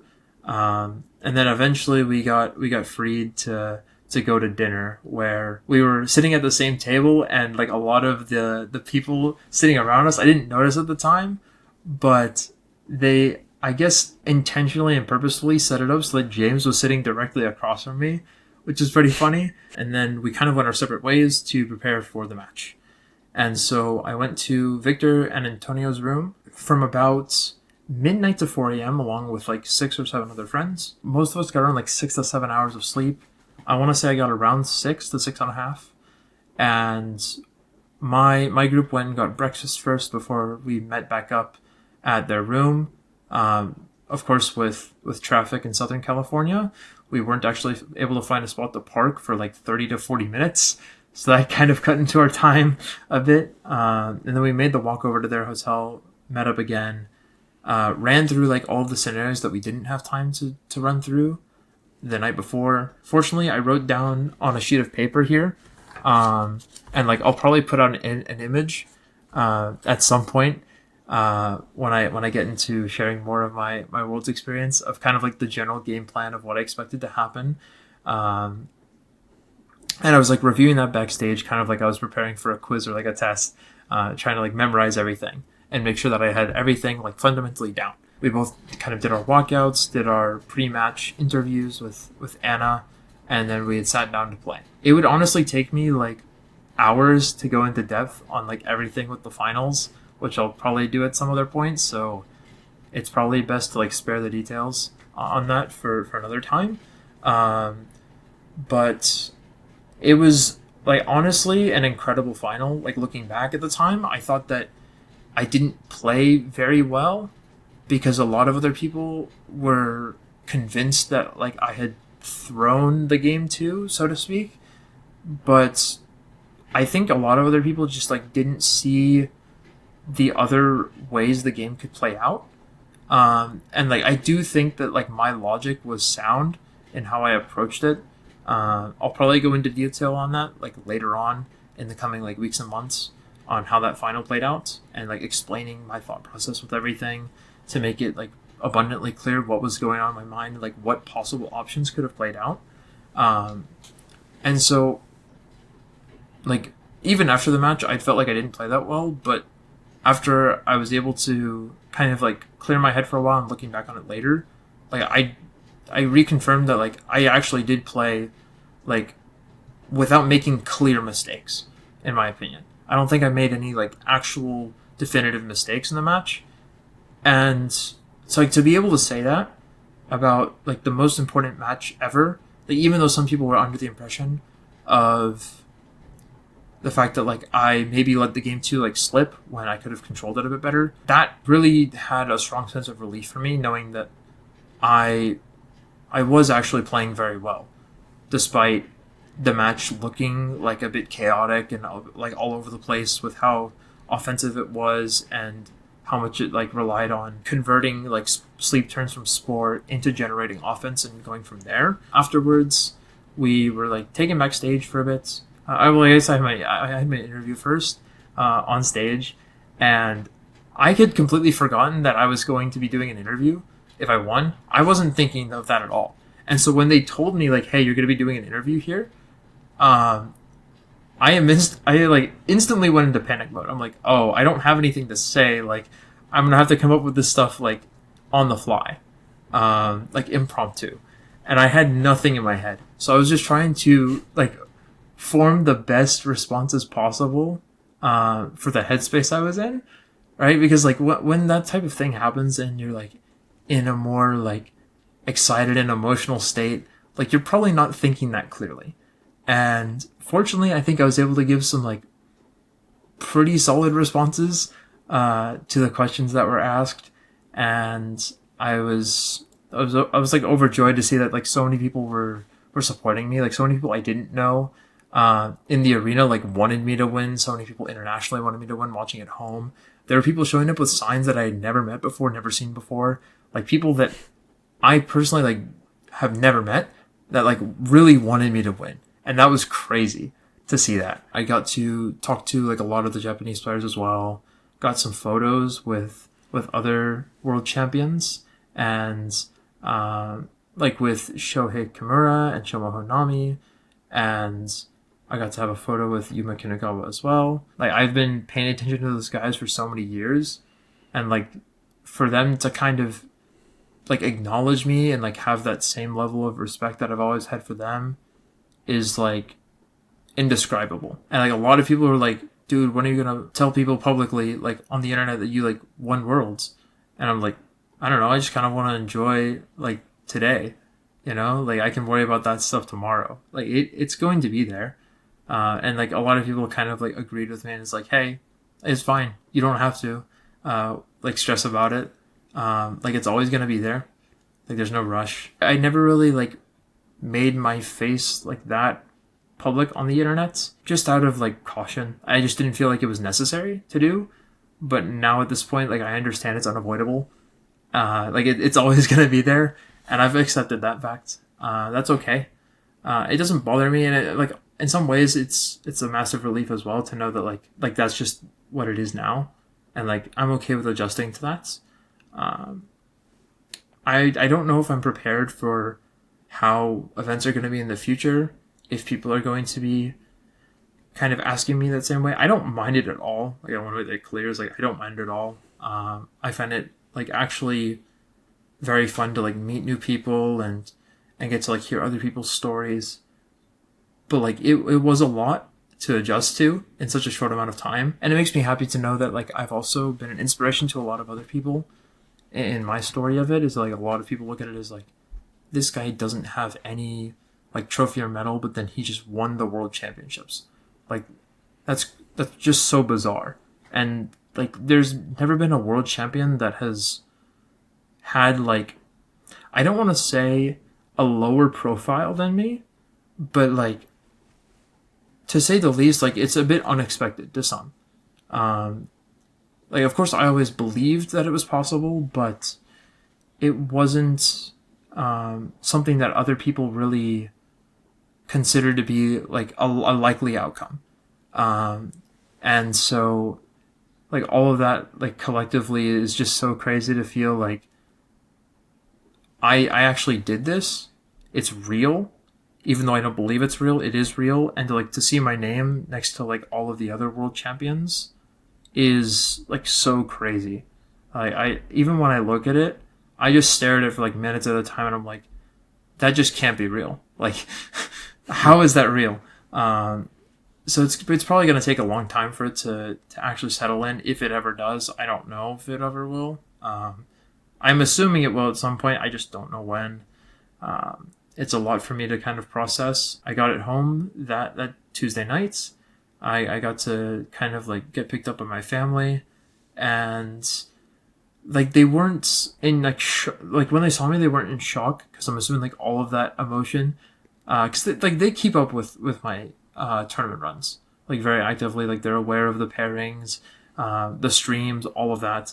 Like they know. My brother knew that I was in finals. Like he was sending it to his friends like, yo, my brother's in finals of the world championships for Pokemon, stuff like that.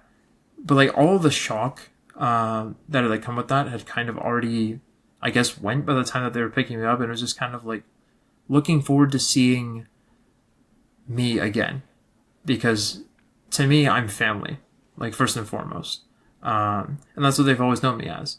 Like no matter if I got like this result or not, like they'd still be happy to see me regardless. And on top of that, like I had friends like all over the world watching me at like all these different times. Even for the finals, like my entire local scene got together for a watch party at one of our local like tournament like card shop areas. So like I wasn't aware of all these things at the time, but it's so crazy to think that like all of these people were doing this because it involved me. I'm not someone who likes to look at things through like the lens of myself. I like to look at things through the lens of the consideration of others first.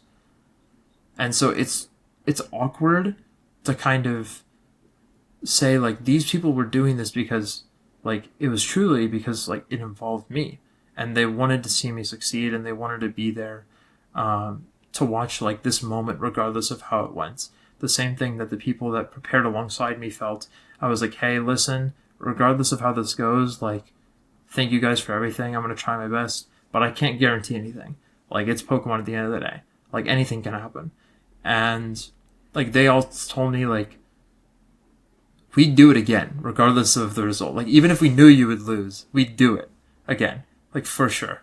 And to see, like, everyone feel that way about me it's surreal. I don't know how to really internalize it and really like think of it going forward, but the amount of people that just like were there for me in my moment that I'd been working towards for so many years was just wild. Well, Gia, that's a lot of food for thought there. Thank you so much for going into the detail that you went into. I'm just thrilled to hear that you had that support of your family and friends, and of course, it all comes back to family at the end of the day. Even in the Pokemon games, you become the champion and then you return home. And in fact, when you sent over the topics to me before we started recording, you hadn't even included your World's Weird as one that you definitely wanted to talk about because the dust is still settling, but I really hope that talking about it there has helped sort of come to terms with what you've achieved, even though, of course, it's going to still take a lot longer for that to happen. So then, it's time to round out your dream team. Let's figure out, finally, who's going to be Pokemon number 6. Yeah, so I think to nobody's surprise at this point, I'm sure that everyone can guess where I'm going with this one. The last addition to my team for the 6th and final slot would be Koraidon. It is the restricted Pokemon that I have been loyal to since the very start of Regulation G last year, when it was legal for the first time. I've always loved playing Sun since 2019 Ultra Series. I was a Kyogre player up until then, and I made the switch to Yveltal Groudon going into Ultra Series, and I kind of just never stopped playing Sun when it was a restricted format. So naturally, I gravitated towards Groudon and Koraidon originally. Koraidon seemed to have a lot more promise and flexibility in the way that it played. It felt like a stronger Pokemon because it had multiple abilities in one, and had generally better coverage than Groudon 2 and more consistency with its moves. And I stuck by it, even though a lot of people didn't believe in it. In Regulation G, a lot of people thought that it was outclassed by others and that it couldn't keep up. And I was able to achieve some solid results with it, but nothing too monumental for my expectations at least. And so the same thing with when Regulation G returned in 2025, I stuck with it, and I only used Koraidon as my restricted Pokemon, regardless of what other people were telling me to do. A lot of people said you could play Miraidon at a very high level if you got into it, but I truly felt like Koraidon was a really strong pick for a number of reasons, and I felt like I understood that team in depth as well as anybody did. When Regulation I came around, I immediately looked into Koraidon and Lunala as those two restricted Pokemon I have the most comfortability with out of any of them, and if those two can work together, and coincidentally, the team that ended up being the one that I used featured a lot of Pokemon that I had a lot of comfortability with. I had used Lunala in 2019, almost the entire year. Fluttermane I had used for a lot of Scarlet and Violet. Chiyu, the same thing. And Ursaluna I had used for a fair amount of Scarlet and Violet as well since Regulation D. And Brute Bonnet was the only outlier in that way, but I had used Amoonguss to some extent, and Brute Bonnet is a much more aggressive way of playing that, and you don't have regenerators, you're not cycling as much, which fit the tempo of the team. Is that you want to be damage trading, you don't want to be doing this positional play as much, and when you are switching, you're giving up a turn of attacking, and so you have to be very intentional with the turns that you actually make the switches, and make sure that you can keep your foot on the gas and manage every time that you are switching, making sure that you can generate offense from there. But yeah, Koraidon also has just an incredible design. It's awesome.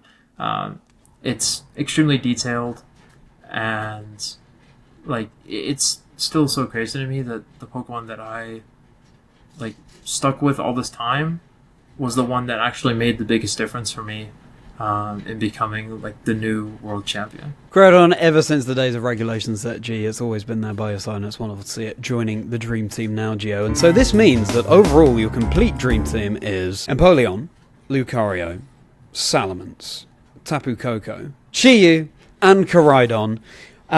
So I love how this represents your family in terms of Empoleon and the tie with your brother, and then Lucario with your dad, and really spanning all of the eras that are encapsulated by the time that you've been playing Pokemon. But now I have to ask you, Gio, if you were to choose one of these Pokemon to be your partner Pokemon, which would it be? I'd have to choose Koraidon, of course. It just has so much personable association. It is the reason that I'm in this position today, and I think it also my commitment to using it tells a lot of my story in competitive Pokemon. So I'd undoubtedly say Koraidon for sure, and to some extent it's also my identity in the competitive Pokemon space. A lot of people are oh, that was the Koraidon guy up until Regulation I, and even then people are still saying it and identifying me in that way, which I don't mind. I just kind of find it funny, but I guess now people will refer to me for like under a different title going forward, which I don't know if it'll. I don't know if I'll get used to it, but I hope I do soon, so that it's not like too weird whenever that comes up. Makes total sense. So, Coridon, you are Geo's partner Pokemon. Now, a slightly different kind of question for you, Geo. If you were a Pokemon, based on everything we've heard about you up to now, what do you think you would be? I would say Cubchoo. Cubchoo. Yeah, like as a lot of other people know, like my online personality, is under the alias of Polar Bear, and so it is like a polar bear cub Pokemon. It has a really funny design. It's just kind of like doing its own thing, like kind of aloof in that aspect too. It's just kind of in its own world, and it doesn't have anything like super loud about it. Generation 5, of course, also being your favourite mainline game, as you said before, and Cubchoo being an ice type, very chill, just like you. So that makes sense to me, but what do you all think? Do you agree that of all the Pokemon there are, Geo Cischke would be a Cubchoo? Let us know in the comments, because we'd be fascinated to read.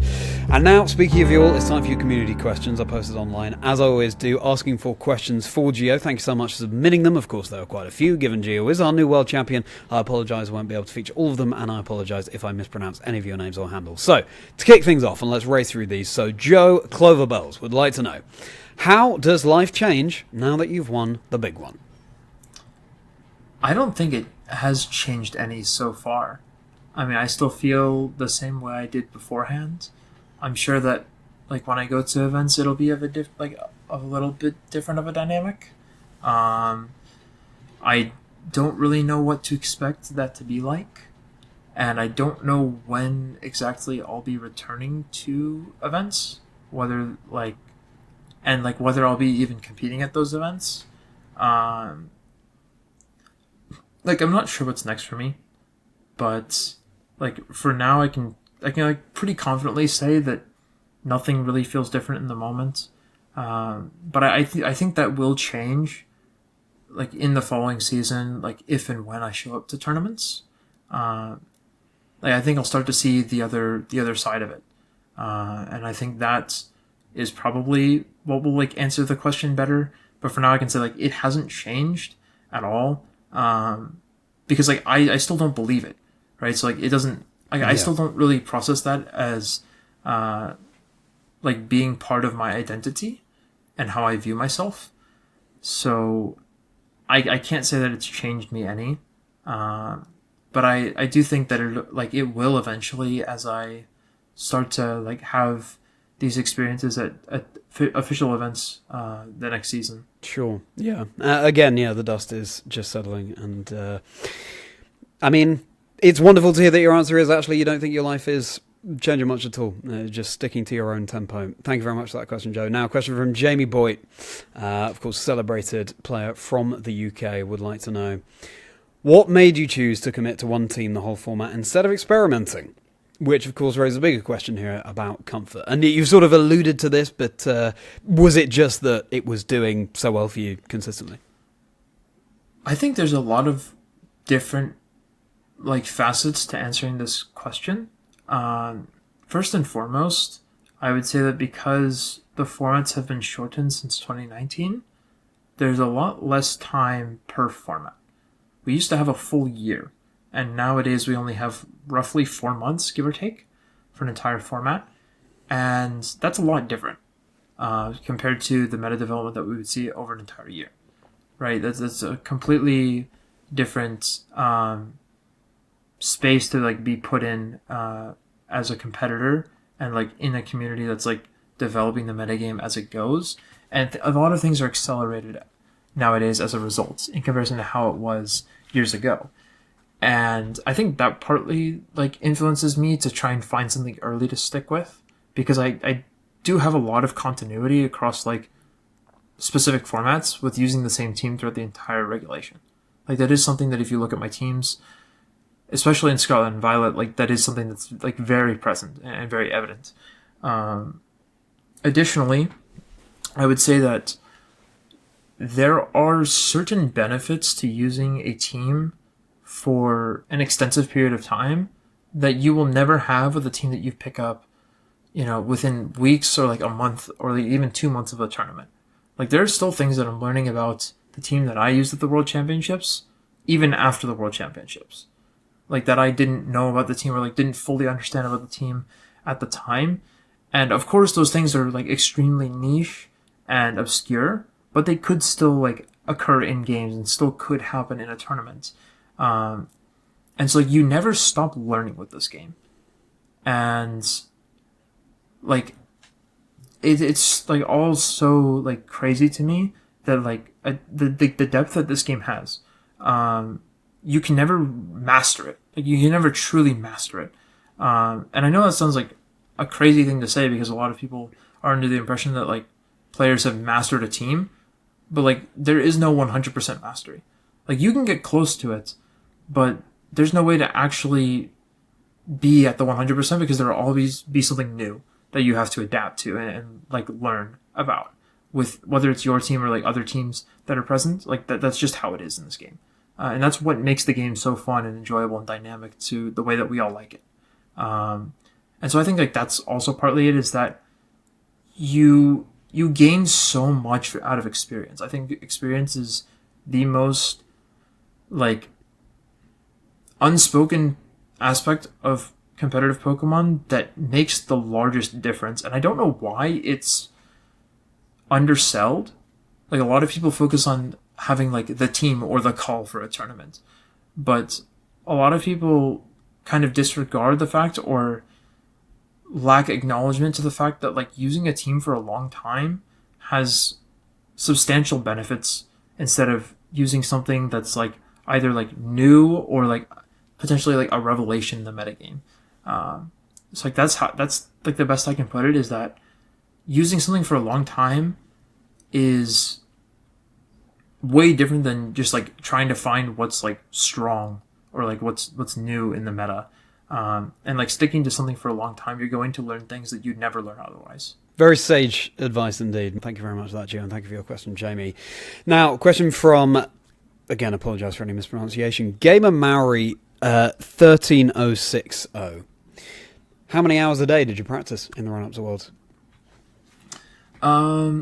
Okay, so what I was alluding to earlier with the Japanese practice tournaments online and the Victory Road tournaments, that was almost entirely my preparation. Outside of that, I did some targeted matchup practice for specific teams that I expected to play at the World Championships. But like that was the only thing outside of the tournaments that I've already mentioned. I played in roughly 20 of the Japanese practice tournaments, give or take. So around 60 best of threes for those. And then Victory Road, I probably played another 40 best of threes from like across all those tournaments. So I'd say around 100 practice sets against opponents in like a real tournament setting, like best of three open team sheets. Both players like very focused on trying to win the game. And like outside of that, I did some matchup practice for probably, I want to say around 5 to 10 hours, somewhere in there, in that range of focusing on very specific teams. And for most of that, it was against teams that were very difficult for me.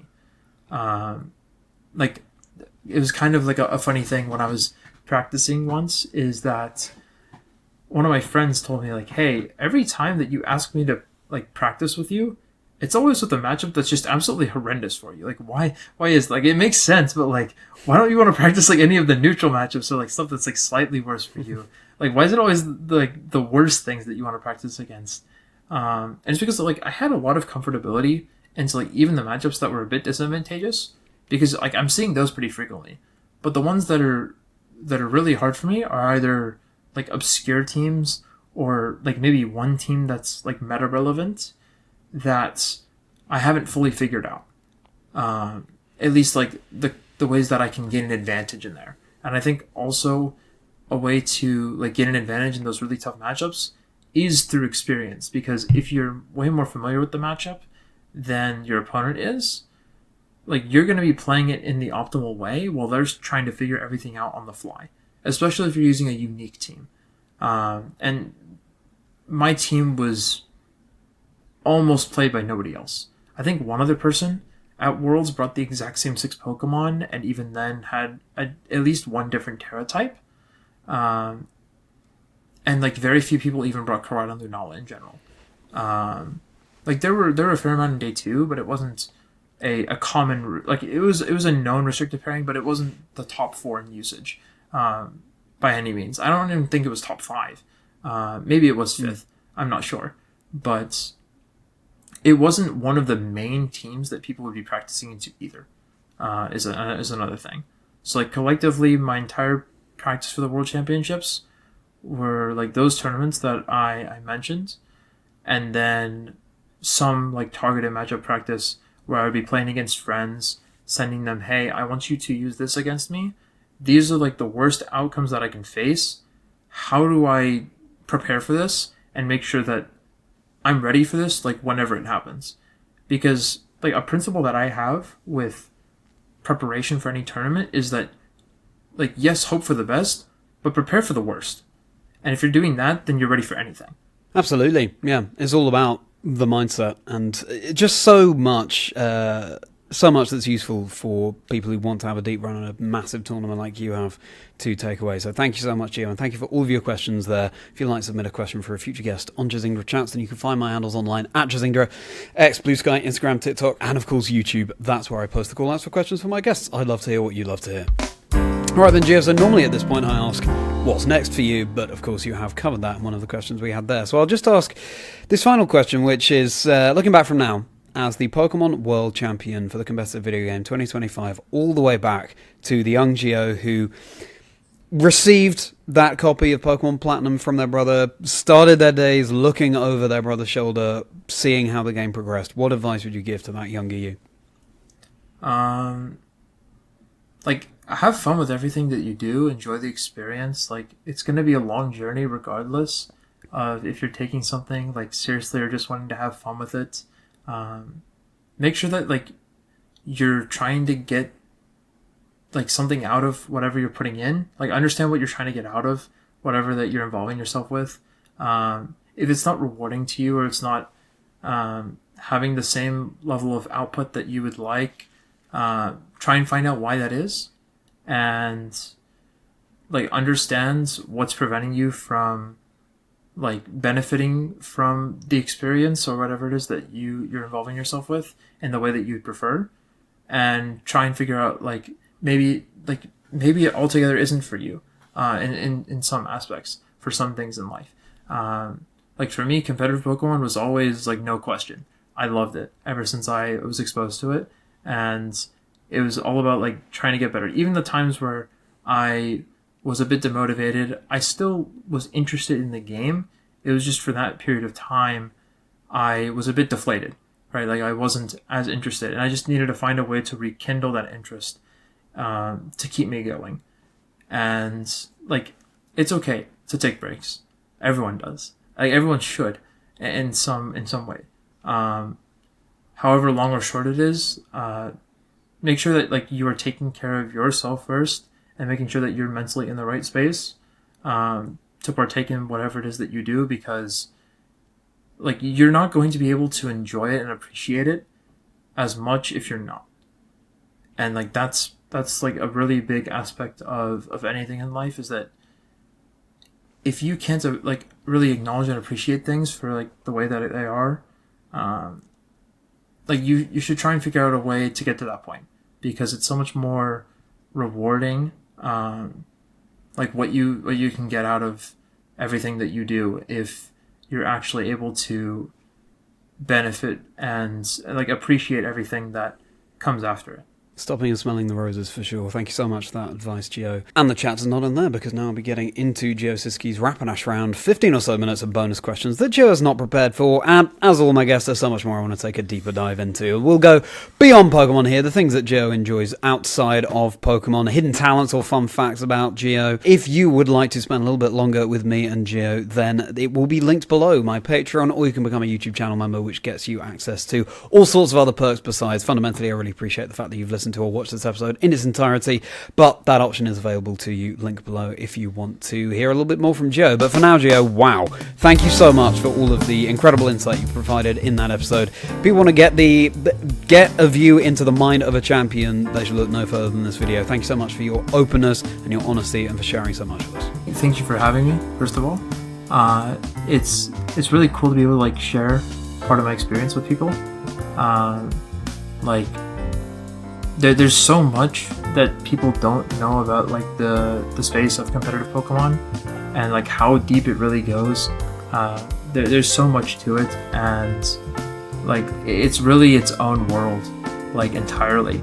It's crazy. Like once you get into it, it's kind of hard to get out, and that's honestly like a really good thing that it keeps you there.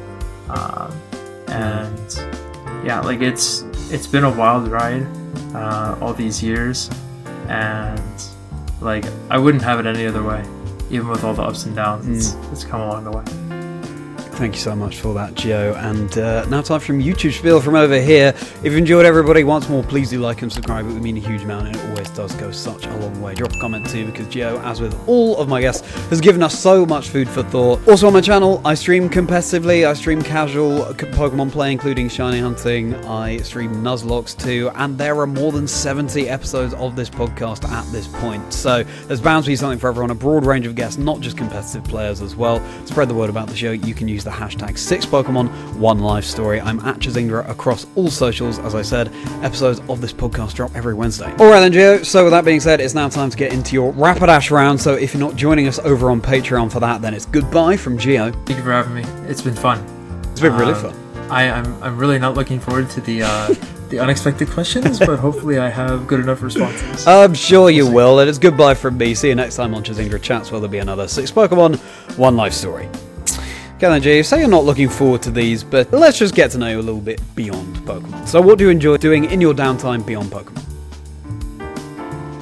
I mean, outside of competitive Pokemon, I found an enjoyment of